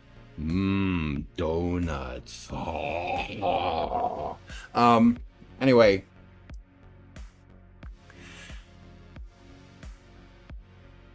Valve did what Valve usually does do. When they get quiet, the industry should really worry. And like what they did with the Steam Deck, they disrupted the entire industry. And people That's are the problem just I'm having is getting a Steam Deck. talking. I don't have one yet, and I would like to have one. I'm just worried that by the time I get it, they're gonna put out a new one. I'm getting the gist based on what people are saying, based on info that they're digging up out of Steam, that they're data mining, is that it's still going to be way off. It's still going to be there. It's still a long ways off. Yeah, but I'm not going to be able to get all my stuff until next year. Well, that's when it comes out anyway. But it might even be a while even then, because I still got to save up for this. Yeah. How am I saving up? Because I canceled all my other subscriptions. Canceled everything. Bye, Adobe. See ya. I think all I kept was Spotify. We might get a $2,000. We might get a $2,000 tariff dividend check. I'll take it. That'll pay for a good chunk of it. Because that's what paid for that. The first one when the COOF was happening is what paid for my gaming PC. Yeah. Anyway, Valve massively disrupted the industry with the announcement. They finally counted to 3. There's speculation that Half-Life 3 is going to be the release title for the Steam machine and the Steam frame. It's probably going to be 2D. It's going to be a game that you can play in 2D on the Steam machine and 3D on the VR headset in play it like a regular Half-Life game on your PC, or play it like Half-Life Alyx on your VR headset. There's a lot of speculation on that. Question. Are they going to have Half-Life Alyx like puzzles and stuff? And how are you going to do that on a 2D screen versus a 3D screen? I mean, how are they forming the game around all this? That I don't know. Because Alyx had very VR specific puzzles. Yes, they had some very VR specific puzzles, but it is doable. There are games that have dual 2D and VR modes. There are games that do it, and so this is Valve. They're gonna find a way to do it. Yeah, they're gonna find a way to make it possible. The team behind Half-Life Alyx is making HLX. Whatever HLX is, what's going to end up being, whether it is Half-Life Alyx 2, or it's Half-Life 3, or it's Half-Life 3 in name only, but is another Half-Life Alyx game, where you play Gordon, because they teased that at the end of Half-Life Alyx. Yeah. But They're kind of saying Half-Life is back. yeah, Half-Life is back. The fact that this Not only is that there's been so weird that they've taken what is essentially a 2000 or almost 1999 when did Half-Life 1 come out? I think it was 2005 when it came out. Half-Life 1 launched November 19th, 1998. Well, that was the original Half-Life. That's what I'm talking about. I'm saying the franchise that Half-Life basically founded. Yeah. Here we are only talking about Half-Life 3 25 years later. Yeah. A little bit more than that even. Yeah. A hair over 25 years later, we're just talking about Half-Life 3. And turning at the initial that's what you call letting it cook. Oh. They've been letting it simmer. Star Citizen took a long time. Jesus. They've been letting it age like wine. Sitting on the shelf. It's been done for years. It's just sitting on the back shelf aging. Thing is, it won't be like Duke Nukem Forever. Duke Nukem took forever. And then it came out kind of sour when it finally did come out to the shelves. It was awful. It came out spoiled. I have it. It's pretty bad. It took too long to make it. Well, there's a question: is Half-Life 3 going to be really, given how much gaming has changed in these intervening 25 years? See, what about Half-Life 2? When did that come out? I believe that was 2005, 2004 or 2005. Steam launched with it. Steam launched with Well, parts of Half-Life Half-Life 1 when I got it wasn't. I don't think it was Steam yet, but it had some kind of launcher that was very Steam-like. Yeah. It set the foundation for what was to come. Yeah, it was actually the launcher. Steam was the launcher for Half-Life 2. And then later they started allowing other game studios put their games on it. And it just grew from there. It was doing that when all these other modern companies, that their platforms were just twinkles in their designers' eyes.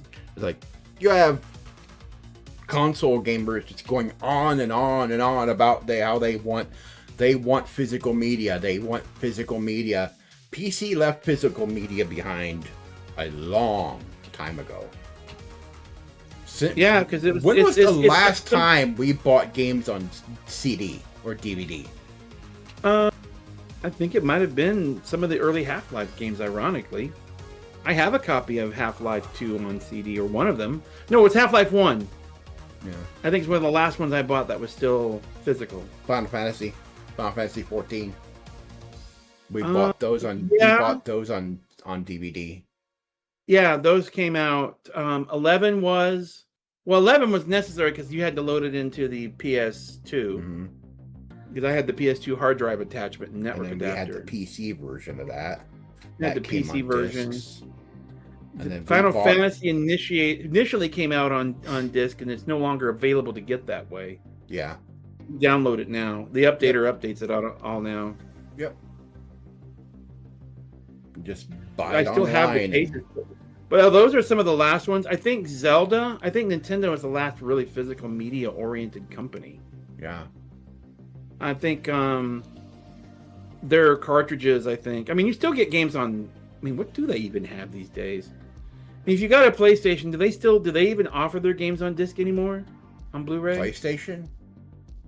Sometimes their discs only have part of the game and then the rest is downloaded. It's true for Xbox. Why bother? At that point, why bother? Why bother? And then I think Nintendo is probably... Nintendo has this thing where some of their cartridges are nothing more than keys for downloading the game. Yeah. It's for them, it's more of a security thing than it is their attempt at DRM more than anything else. Their attempt. It doesn't stop it though. No. People are still finding ways. They'll never completely stop it. The only way to completely stop it internet life will find a way. Yes. And it will always break out of the gates. Uh-huh.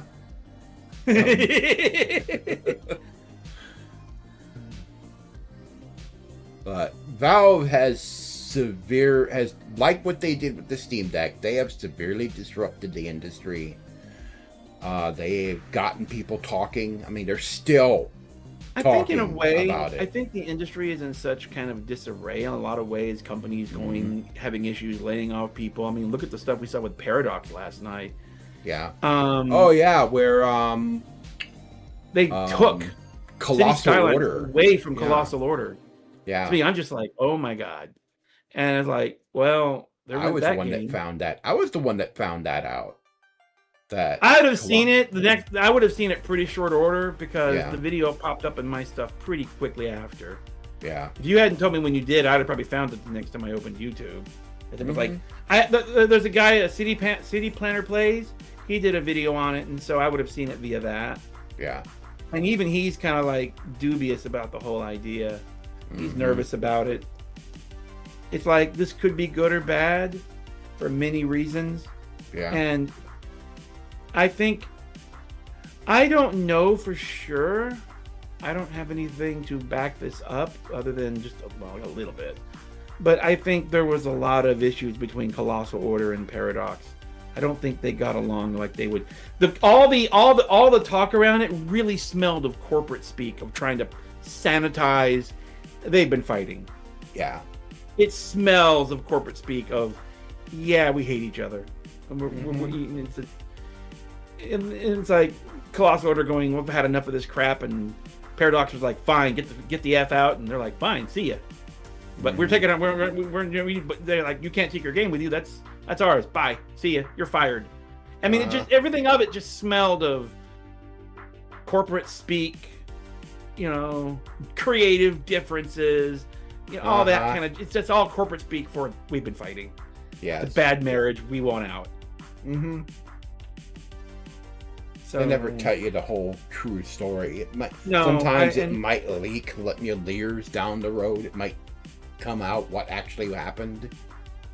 Yeah, that someone doesn't tell all when they don't feel like they're under threat of NDAs or some kind of corporate goobity-gook. They'll finally do a tell-all, or an employee might leave and let slip what happened or something. So I mean, they're there. I mean, some of the developers could leave Colossal Order and go over to Ice. What's it? Ice something? Ice Pack? What's it called? It's Ice Flake Studios. Yeah. That's a terrible name for a studio. I know. Ice Flake. It makes the whole thing sound flaky. Use the word flake in your name? Really? Yes. Could have called it Ice Cube or something.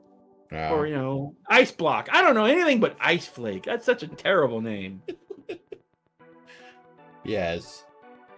I mean, well, it could have been worse. They could have called it Snowflake Studios. Oh, God. And maybe that's my problem. I hear Ice Flake Studios, and my brain immediately goes to Snowflake Studios. I don't know. It's just just a terrible name. So, and then this is going to be the name we're going to see on Cities. I mean, okay, I'm mixed because sometimes you see a studio that you don't think would be appropriate for something. And then when they get a hold of it, they just go all ham on it and they do a great job. Yeah. We've seen it happen. You're like, they gave us to them and this is what they did with it? Wow. I mean, wow, that worked.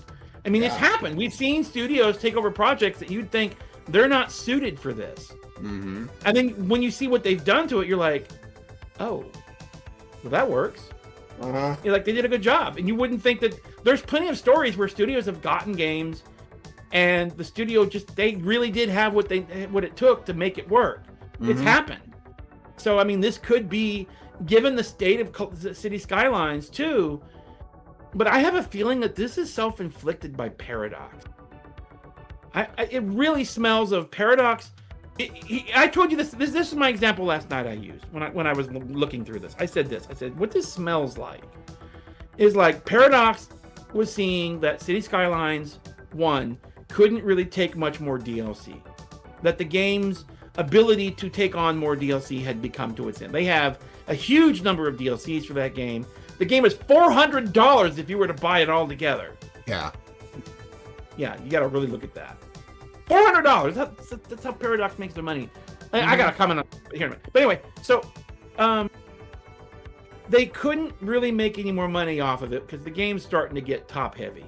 Yeah. So what they said was they told Colossal Order, start working on City Skylines 2. So we can start over with the DLC chain. I think they told them it's probably not a good idea. And they said, nah, do it anyway. Like, okay. Then they said, how's that coming along? Well, we have a prototype. We have some work kind of done. So they went and showed it to them. Well, this looks fantastic. Yes, but the engine and simulation aren't done. But it looks fine. But the engine and simulation are not done. And these were done. It's fine. Ship it. Okay, fine. Here it goes. And then it came out and it was crap. Yeah. Really smells of that. It looked pretty, but the engine, the insides, the internals weren't done. And that's the state it came out in. It came out, yeah, it looks great, but the underside simulation and stuff were beta level or alpha level. Yeah. They weren't done. It needed years more to cook. Paradox said, looks fine, print it. And sure enough, it needed more years to cook. And they've been trying to, at the same time, already telling them to make DLC for it. When it's not even working right yet. Make more DLC work. So they've been working on the DLCs, which is Paradox's MO, rather than getting the game done. And that's why a lot of these features are really late. So I think this is Paradox's fault. I can't tell you this with authority or accuracy or assurance that this is true, but all of this smells of that. And there are things that Paradox has done that kind of lean into this. Yes. It's kind of the MO with them, and it really smells. We're seeing this all over the industry. We were seeing it with games from EA. We were seeing it games that just it looks great. Print it. It's not done. Games are either launching unfinished, or they're severely broken in some way. Yeah, and this smells of that. And so anybody thinks that taking it away from Colossal Order is going to make it any better? No, because the company that's getting it has not done much better themselves. They've got games that are just as dead. There's this Prison Architect thing. It's been idle for years. It's dead. So to think that... Now, on the flip side, City Skylines, the franchise, is Paradox's bread and butter. Yeah. This is their biggest... Of every game they own, this is number one of Paradox. Yeah. This is their top shelf title. And if they go in there and start doing what the executives want, rather than what the developers were telling them, this is a bad idea, and then you got a bunch of yes people working on it, that means it's just going to get trashed. Yes. And then it's going to fail, and they're just going to abandon it. It's something we're just going to have to keep an eye on. Yeah, it just doesn't... like I said last night, I feel like Han Solo. I got a bad feeling about this. Yeah. But it reflects a lot of things that we've been seeing all across the AAA industry. Yeah. The game companies, the AAA industry. Not so much this the time indie a whole studios, studio the got smaller fired. indie studios. Yeah, and this time you have a whole studio get fired over this. Yeah. So they've basically been fired. Yep. Colossal Order. And I think they deserved better than this. Given the quality of City Skylines 1, I think they deserved better than this. Yes. But maybe now separated, maybe they can do what they want now. It's just the financials are going to be tight. It's just hopefully they make it. It's just been overall recently. It's been a big news thing. Layoffs, project fails, project cancels. They're slicing and dicing all across the board. Project getting canceled, and then Valve comes along and boom, just right smashing in the middle the door in. You go, hello there. And the thing is, it's like all these companies are complaining that Valve is a monopoly. Well, then distribute it yourself. There's nothing about this that says you can't distribute your own game. You're just getting if you want your own damn platform, go make your own damn platform. Many studios did. It's just they did them in ways that nobody found interesting or appealing. They didn't have key features. EA tried, and gave up. EA tried. Epic did, and they're doing okay with it. They're average. Sort of surviving. What's that? they're having to Ubisoft. give away Ubisoft free has one. games to do it. Yeah, Ubisoft still has their platform, but Microsoft's got their own platform, Xbox Live. mm-hmm. You know, they have their own way of doing things. Isn't Game Pass on Steam?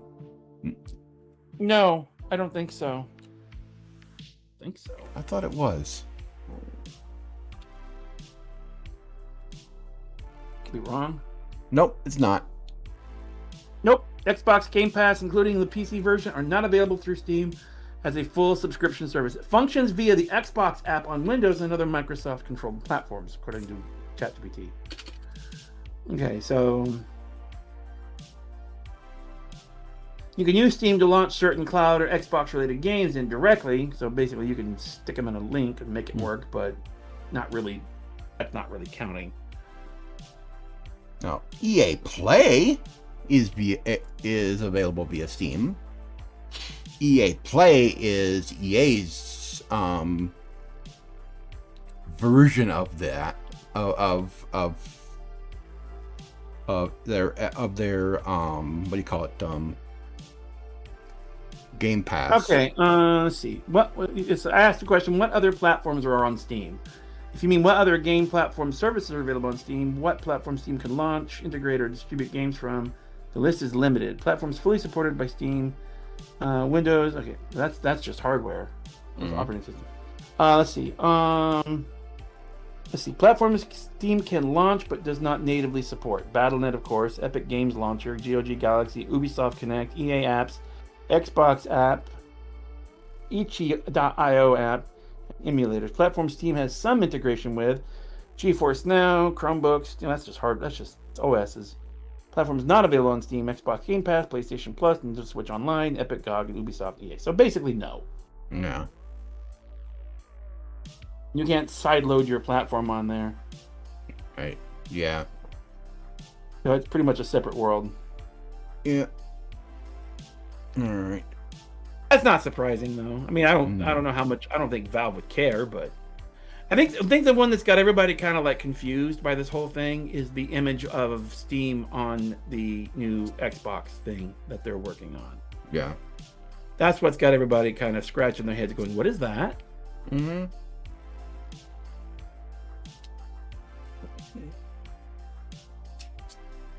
But yeah, they have caused quite a stir in the industry with this big announcement of their hardware. They finally counted to 3 for once. And how many licks does it get to the center of a Tootsie Roll, Tootsie Pop, Half-Life Pop? Yes. 1, 2, 3, crunch. As you said, it's not just a big thing for Valve hardware. It's also a big thing for Linux, because this leverages Linux in a big way, both on x86 and ARM. Yeah, because they brought SteamOS over to ARM, and they're able to run x86 games on ARM. They've demonstrated that. They're able to do it pretty well, from what I understand. So, and you're doing this in a low power headset that boot. Yeah. We don't know what the overall battery life is going to be on the headset yet, though. We don't know what it's going to be. I know that the Meta Quest is somewhere around, I think, 2 or 4 hours. So it might be comparable. It might be comparable. It depends on the battery that they put in it, on how good the battery is, and how low power the whole thing is. Because ARM is a low. The new mobile ARM processors are very low power, and if any of the tech that they put in it is low power, like the LCD displays, are those low power, or are they power? No. My understanding, that's why they picked them. Everybody criticized them for it, but the reason they picked those is because of their low power consumption. Their low power consumption. Also, they needed the brightness because of the pancake lenses. The pancake lenses, the LED OLEDs are too dark for the pancake lenses. to me is still pretty odd, but I've not Yeah. seen pancake lenses yet. The So. OLED has always had a brightness issue. OLED's always had a I brightness don't know. issue. My phone's got a pretty damn bright ass screen.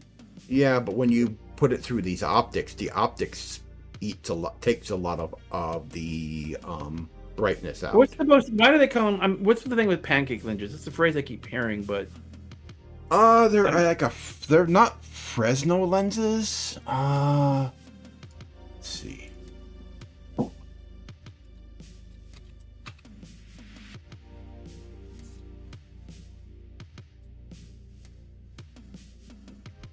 Pancake lenses.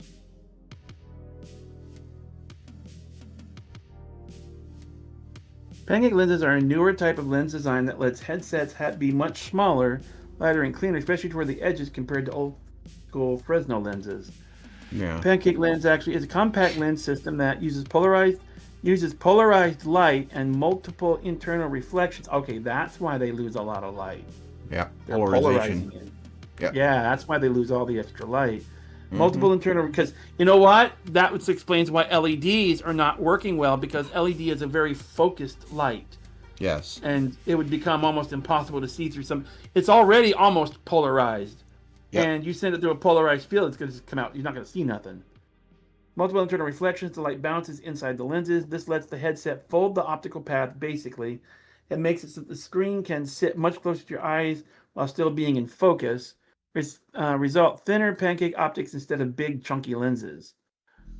Let's see. Much smaller and lighter from front of the headset, so it's lighter too. Yeah. Better edge clarity, less blur toward the sides. Reduced God rays, halos around bright objects or dark backgrounds. Allows higher field of view on smaller package in some designs. Cons: more complex and expensive to manufacture. Can be less light efficient. Some brightness is lost in the extra reflections, so panels may need to be brighter. There you are. The software cranks up brightness to compensate. Yep. And the Vive has, I've noticed it has, like, you can see the rings. Oh, big time. Rings and the lens. Big time. Rings and screen door. Yeah. Hey, what about the screen door effect? That's the resolution of the panel. I guess because you're just magnifying it in certain sections, it just magnifies the lines between them. I don't think the Steam Frame is 4K. I think it's 2K panels. I know that the Vive is definitely. So it's the magnification from the lenses that cause the pixel spacing to be seen. Yeah. Oh, the days of CRT. If only you could do it.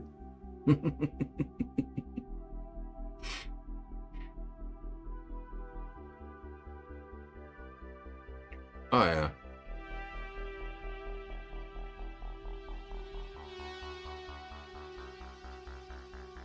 Okay. I've seen the design on the headset. The part that contains, like, the speaker. The VR is completely, the headset, the face piece, the eyepiece is completely separate component. Separate from the rest of the headpiece. It detaches. The speakers and everything in the headband is on a separate piece that can come off. But what that means is there's modularity. What that means is long-term customization. Yeah. Somebody can make a better strap and be the strap people prefer over the strap that came with it. And they designed the speakers in such a... They didn't use the same audio design that they did for the Index, which people are confused over. Because the Index has got good audio. Yes, it does. It's got really good audio. But it's in the head, it's in the front, the head strap. It's attached to the portion that connects to the faceplate. And they had to design the speakers in such a way that they canceled out each other's vibration, so that it doesn't interfere with the tracking. Which is kind of strange because, I mean, you need things to vibrate to make sound. Yeah. So they did opposing. They set up opposing speakers. It's focused so that it creates a cloud of sound around your head. So you can hear it clearly. It'd be interesting to hear what kind of 3D stereo these things actually can produce. Yeah. Because the Vive and them already do that. They already do virtual surround. But I mean, and I think this the Index does might too. even be more amenable to it. Yeah, I think it might even be more. And they really good positional audio. They arranged the question speakers. Is what about the bass? How about the bass? Don't know. If I shoot a gun at this thing, is it going to sound like one, or is it going to sound like a bassist tweeter, the Nightmare? Yeah. I don't know. I mean, for games, when I shoot the my bass rifles, would have I to be hear good. boom, boom. I want to hear boom, boom, boom. Yes, for games, the bass would have to be good. Yeah, it's not going to sound right. They arranged the speaker so that it cancels out the vibration, so it doesn't interfere with the tracking, which is interesting engineering there. Sensitive. Yeah, which means that it's that sensitive. That their tracking is that sensitive. They did a good job with the tracking. And also to evenly distribute the weight, the batteries are not a part of the face part of the compute part in front of your face. It's part of it's on the back of your head. They move that weight to the back of your head to create a balanced feel. Yep. Because the Vive is heavy. It's all front heavy. They're all hits. Yeah, it's all front heavy. Even the Index is front heavy. They're all front heavy. But that's what makes them so uncomfortable and hard to wear. I mean, there's a few models that don't. I think is it the one that what's that one that the big screen? Oh, the big screen Beyond. Those are very tiny. It's like a pair of goggles. Yeah. I did notice one thing.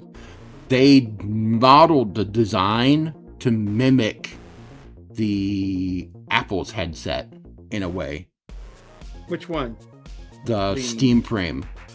The Steam Frame? It looked like Apple's AR headset. They modeled it to make it almost look like that. They looked at the industry. They let the industry cook for a while. Then they looked at it and saw what worked and what didn't work, what people liked and what they didn't like, and just kind of go with that. Yeah. I mean, that's a good baseline to build a product on. If it's something that's tried and true that everyone accepts, it's like, well, that's the way to go. Look at what everyone else is doing. Look at what everyone else sees is working. Don't shake the tree too much. Just make it better. Yeah. And just take what works and make it improve, and that's the new baseline, and that's kind of how they do it. Yep. It's kind of what they did here. Well, I definitely want one. Definitely want a Steam controller. Don't know if I'd get a Steam frame to get a Steam machine, but maybe I'm going to, because I will. Well, we've rambled on enough. And talked about these things enough. I mean, we're going to be hearing about these things for months as, when we get into 2026 and we get closer and closer to that release date, there's going to be more and more people talking about it. There's the danger that the community is going to hype it up. It's like they're going to say, oh, this is going to be capable of this, this, and this, and this. Oh, yeah, the hype train. The hype train. Like, that's they're the going to build up announcements. If the hype train lingers for too long, it gets out of control. They're going to build up expectations. How an out of control hype train can make something good. I'm already seeing fear mongering over the machines. That's coming from the competition. That's coming from the competitions. I'm already seeing fear mongering of it. It's like, well, it's not going to be powerful enough to do this and everything. That's just Microsoft getting nervous in their boots. Yes, they're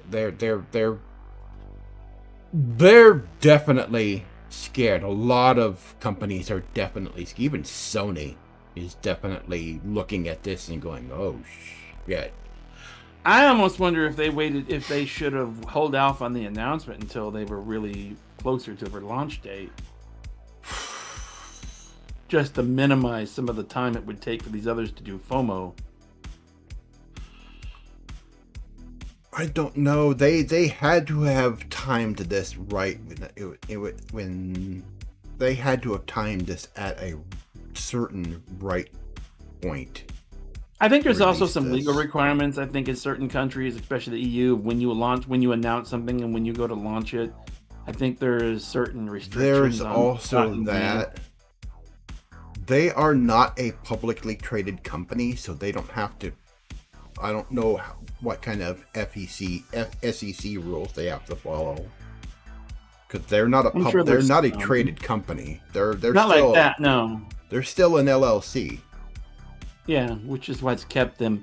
I think if there's any reason Steam has succeeded, Valve has succeeded as a company, I would call that the number one reason. Yes, because they're not corporate. They're not corporate. No one can just come along and buy them out. You have to. If you want to beat Valve at their own game, you have to at least have the same foundation. Yeah. No, Microsoft can't come along and buy them out.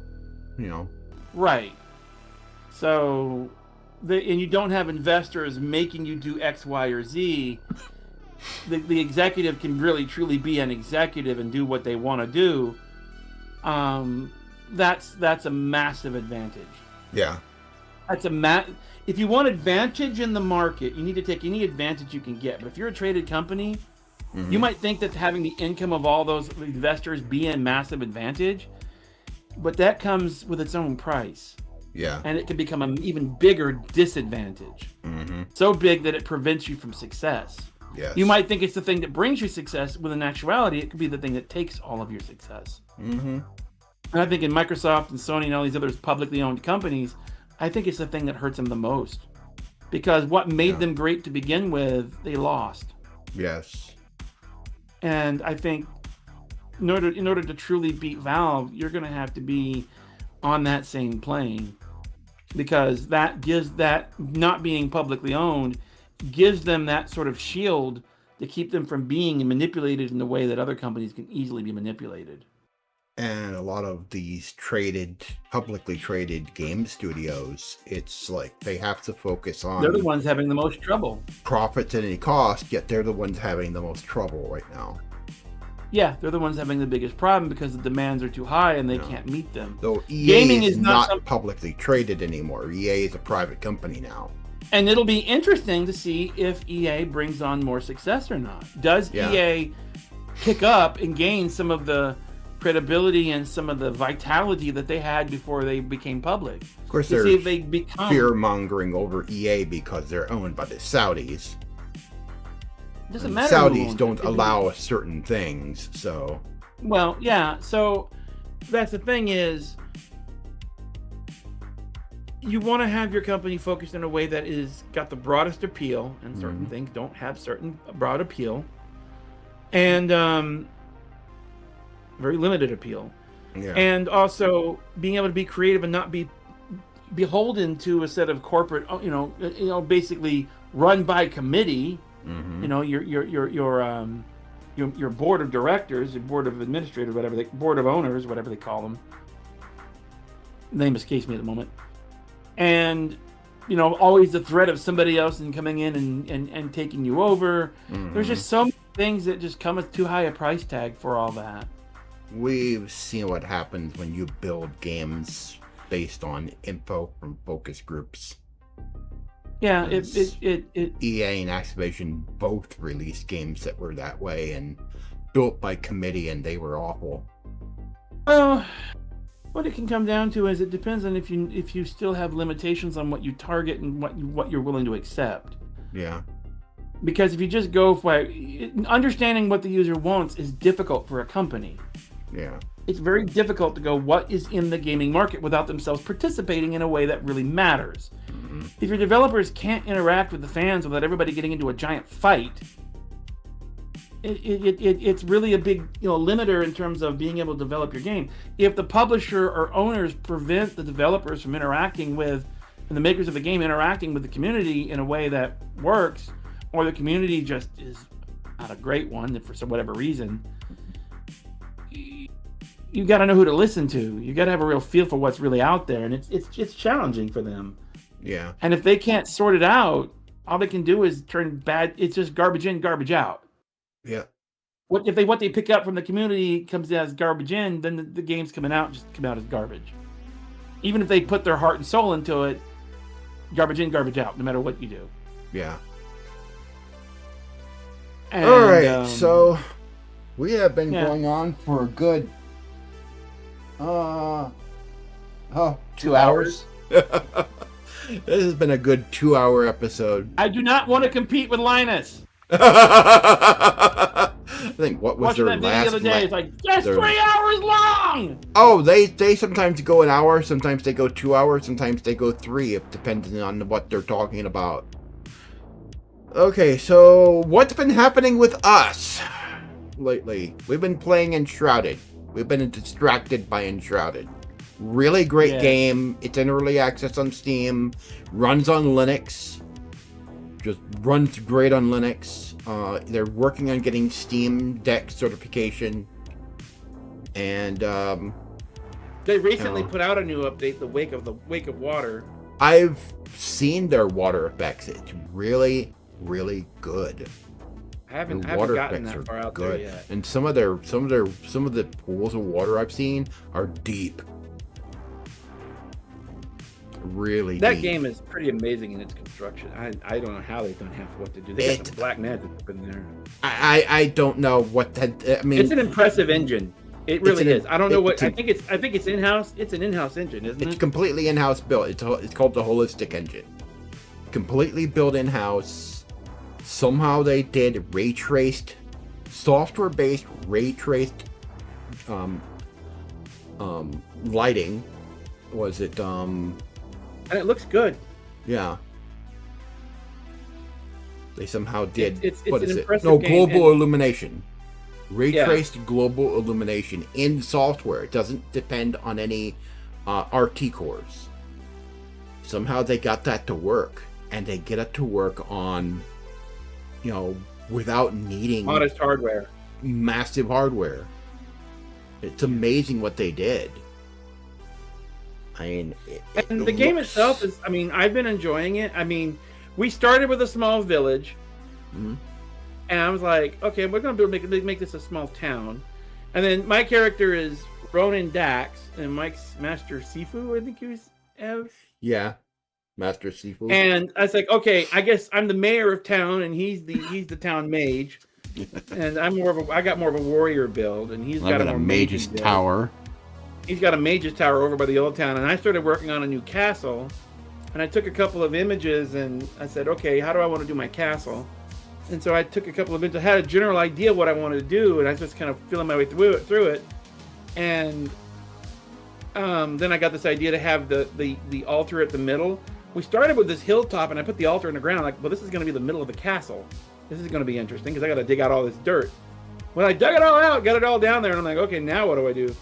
And the thing was so high up that the cliff side was so high up that the bottom of the tier 2 upgraded thing dangles up off the ground. So we got to expand it one more time to truly get the area, because I want to have like a big village, kind of like a surround, like a castle town going down a hill, sort of like Rohan in Lord of the Rings with the castle at the end. It's a lot like that. Yeah. So that's kind of my model now. Although for how I'm doing it. That was not on a very high mountain. We're on a high mountain. That was on a hill. Rohan was considering what else I've seen in the game, our hill's not that big. Rohan was more like Whiterun. Rohan was more like Whiterun from Skyrim, the way it was built. A bit. It was still a little bit higher than that. Cliffside back behind it was huge. Yeah. You would not want to fall off it, I'll put it that way. No. But I've got ours butted up against that hilltop, and I got that thing where the light comes through the entire building. There's a shaft I'm building through the center of it, so that at midday the sun shines on the altar midday in that dark room. Yeah. I still want that fog effect. And then I got battlements around the sides. We're gonna move Mike's mage tower up on that back corner.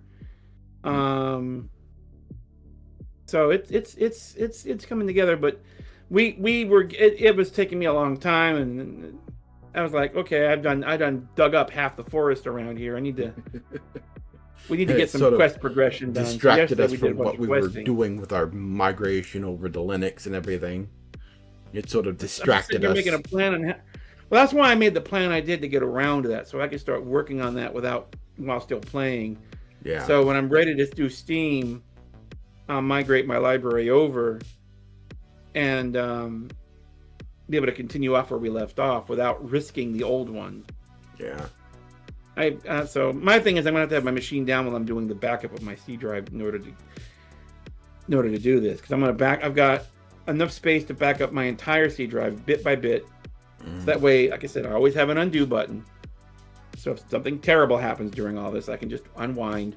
And then after that, I'm going to shrink the Windows volume, put it on cache, and then start installing apps and stuff there until I get it completely where I want it. And then I'm going to, shrink Windows. Once Windows disappears from this machine, I will be Windows free. Yeah. I will be free of Windows once this machine is clear. The other thing we haven't been doing is we haven't been doing the Final Fantasy streams. Yeah. And I don't know when we're going to pick that back up. Not until after we move to Linux. My feeling was that's something we should do when we get to the Linux side. Yeah.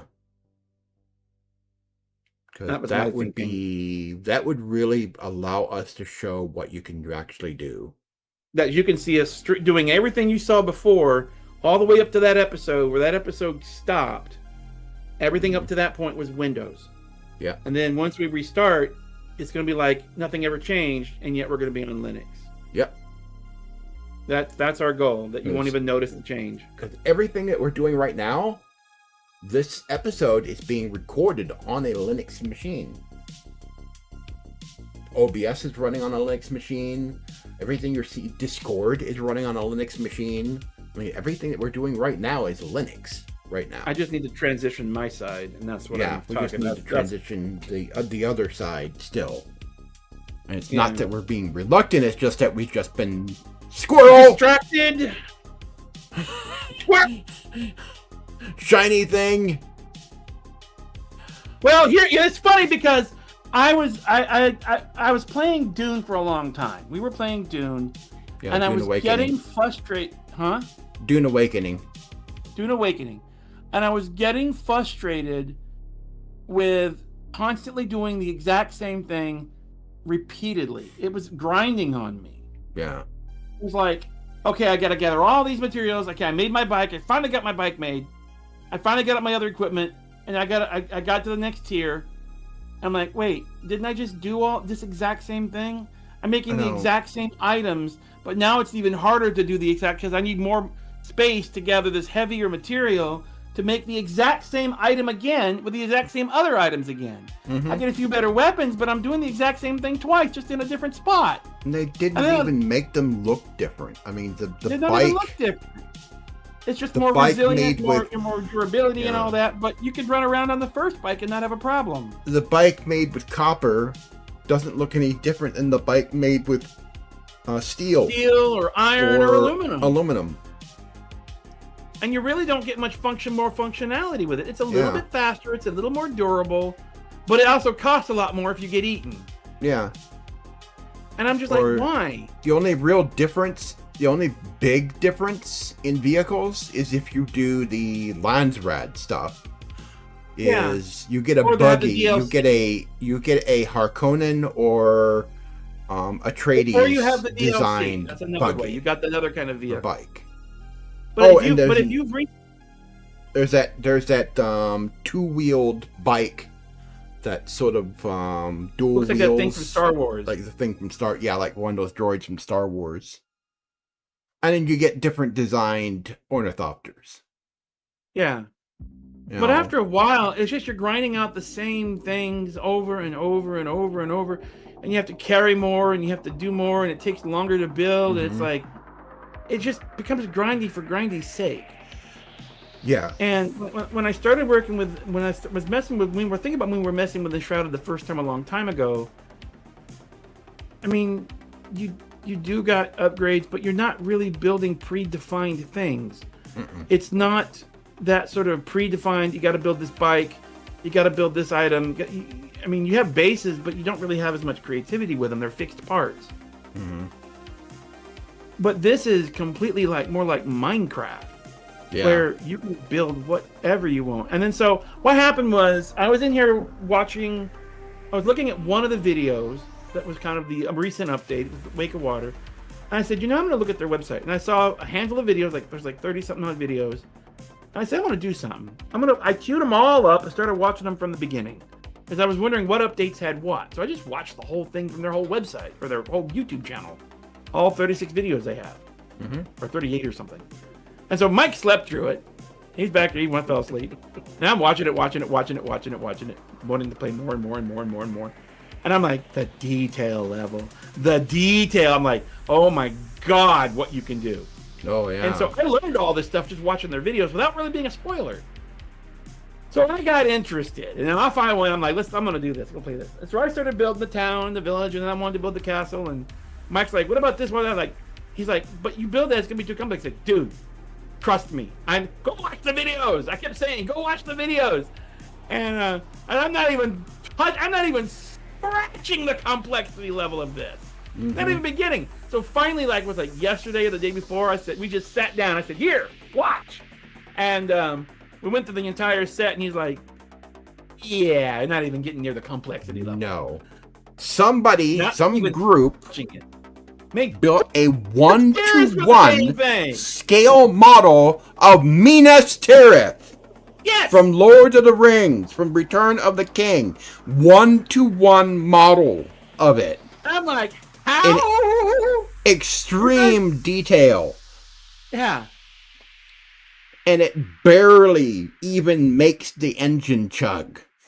It did say that they started to get to the edge of its capabilities. The game started to kind of grind under it a little bit. Then an update came out and it was fine. Yeah. It's so we're not even taxing this game at all. Not even close. My little hilltop castle's not even beginning to scratch this game's game. And we've seen some other amazing builds from people. Yeah. In this. It's like, my God, what you can do with this game. Yeah, it's gorgeous. They updated the lighting system a couple updates back or something, and this game looks fantastic. Yeah. I mean, it's there's areas that look like freaking Pandora. Yes. And I'm like, okay. And the thing is, me and Mike, we had this thing years ago. It was this thing with Minecraft. We'd gotten into it for a while, and he had already. There's always this thing between him. He plays the game a little bit more than I do right out the gate, and I come in I don't know what to do. I don't know what's going on, and I get frustrated and I wander off. Well, this one particular time, he has this little mountain base side thing going on, and I'm like, you know what? I'm gonna go check something. And I went out, and I went a long ways too. And I started looking at underwater stuff, and I said, can we build an underwater base? And he said, yeah, but the water's a problem. So I started experimenting, and God, I found out how to do it, and I'm like, okay, I got to displace the water to make this work. Yeah. I don't know if it's true today. I think it's with the ladders. You use the ladders to displace the water. In Shrouded, they have these special. No, I filled in the blocks completely. I know. I had used sand, and I had this sort of this weird looking A-frame during the construction of my underwater dome. I had this really weird, massive A-frame type shape around the whole thing. I call it A-frame because the initial frame I started that I was walking down kind of had a ziggurat. While I was building it, was all this really weird lit up kind of thing to it. Where it had these columns, and it just looked very ziggurat looking. You couldn't really tell what I was working on. But I had all this construction gantry stuff all over the whole thing. When I was inside trying to take out all the sand and clear out the innards and putting the glass wall up and everything else. Because we were doing this in survival mode. Yeah. So all that normal stuff applied, and we'd have our moments of creeper! I never had a creeper blow the glass out, though. We never had it happen. We had a structure on top. We had grass down there because the grass, you had to grow it from nearby grass. So I had a wall along with the train car to get there back and forth. I had a row of blocks to grow the grass and get that down there to have grass on the ground level. Because you couldn't plant it, you had to let it grow naturally. So I had to bring that across and down. And then I think we were going to bring animals in, but we never made it that far. Yeah. And finally, I stripped off all the ziggurats, and we had this big square underwater dome that actually worked. Yeah. and I never actually. And then we built the minecart path in and out of it, and I never actually, not once did I ever knock a hole in the glass. I never had water flood. I actually did it. As easy as glass was to break, I managed to keep the place intact the entire time. And we had like this covered train track that went from my place all the way down to yours.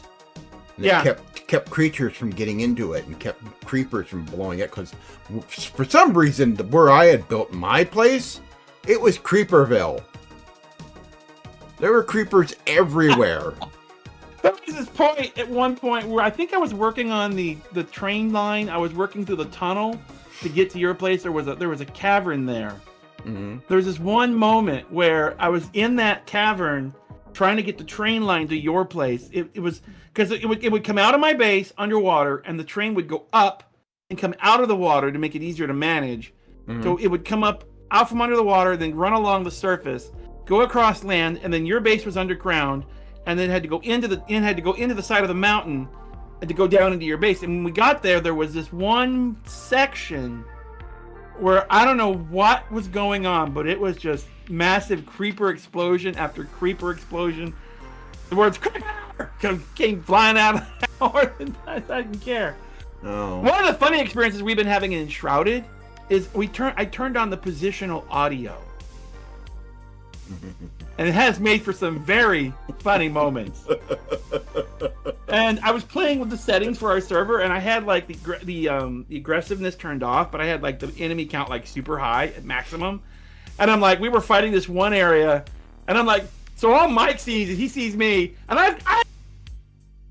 I run out of range. He doesn't hear me anymore.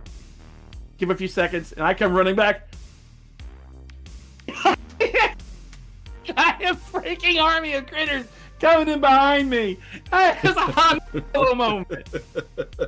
And it's like we're dealing with something on the bridge, and it's like oh shit, it fell off. Just face out. Yes. Like oh shit.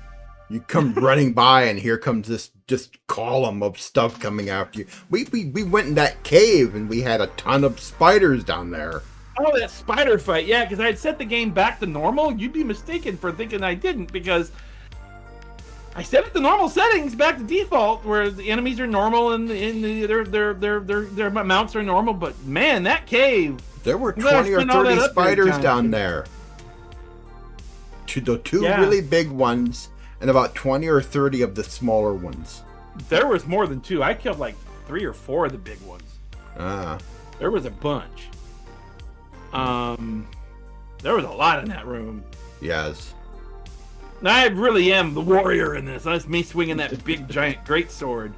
That's my favorite weapon for killing stuff like that. Yeah.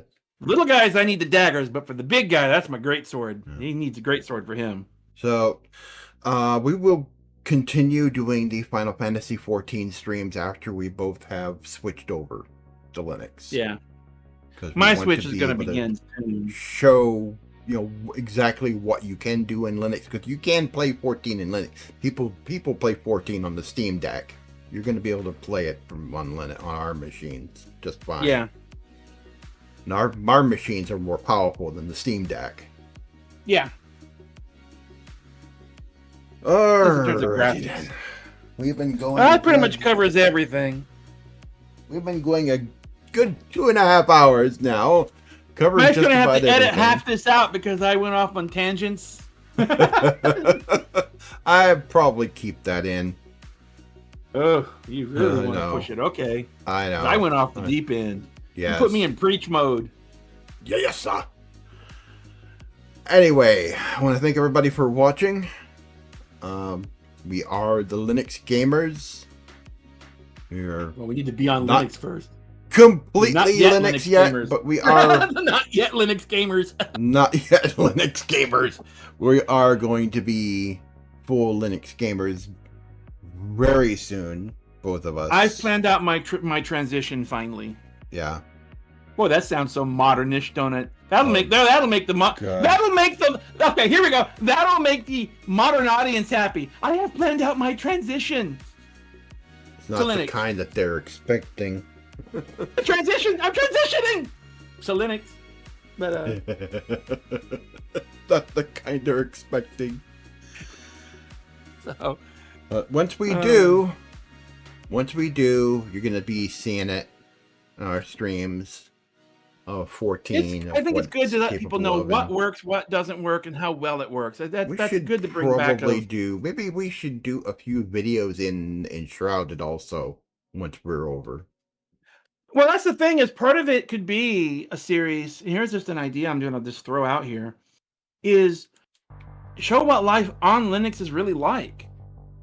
I'm doing Cashy. Just show, hey, here's what you can really do out here. It's not as scary as you think. Here's how everyday stuff works. Here's the kind of games. Here's the things we had trouble making. Here's what games we had no problems with, and here's that needed a little TLC to kind of get them going. And here are the things we've ran into that don't work. Yeah, that's good knowledge, because people don't have that. People may not realize what doesn't work.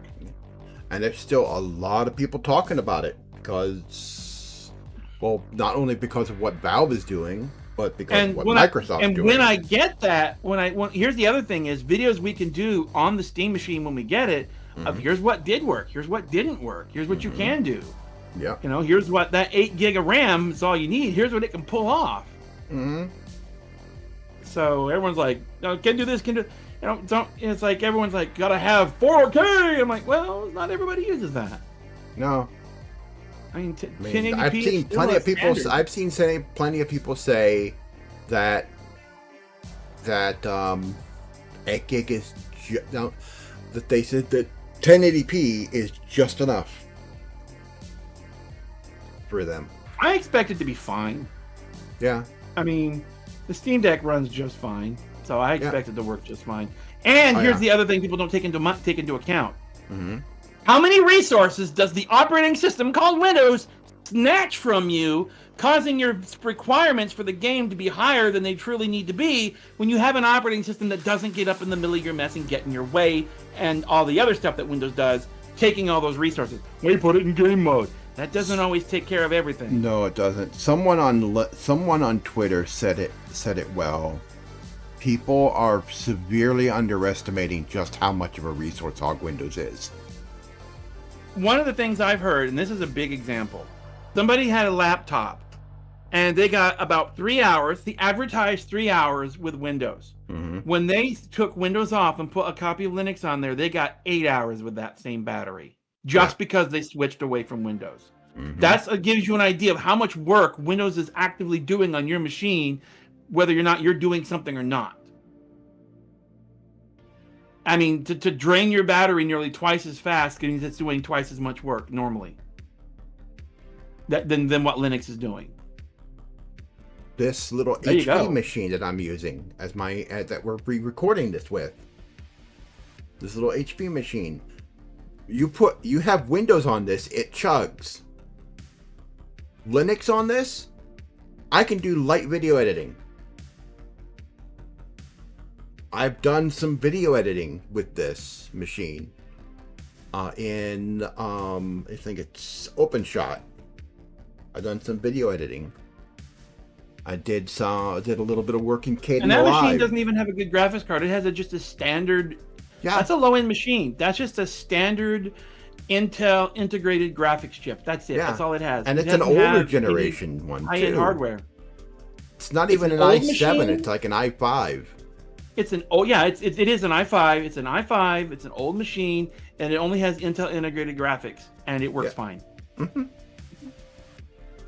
it just runs really well. The certain web pages chug slightly, like really JavaScript heavy stuff, like some of the Google Docs stuff chugs it slightly. That's really heavy stuff. That has more to do with their system than anything else. Watching videos. Certain pages make my CPU fan kick up just because I'm visiting the page. So that has more to do with the web page being overdone than the operating system. Watching Crunchyroll or watching Netflix or whatever, or the R maybe site we go to sometimes. It Do what you Blaze want with the fine. piracy. You are a pirate. Anyway, I want to thank everybody Great for song from watching. some This has unsuspecting been show. this has been a very let's just say interesting show today. Valve has we are very disruptive in our show, and Valve has caused disruption. Yes. And I think the next time you hear from us, we will probably be 100% Linux by then. Yeah, I mean, I have a plan now, so I'm going to start enacting that plan as soon as I get a chance and sit down with things. Alright, so thank you for watching, and we'll see you all next time. Same bat channel, different bat operating system.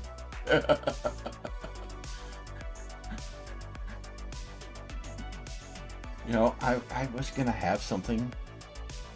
I was gonna say something from the old 60s Batman, but I sort of drowned that out because it was so cringy. Well, there was that thing that we found in Second Life. Oh God, That was the most. What in the world? God, that object was just. What were they thinking? Alright. See you guys next time.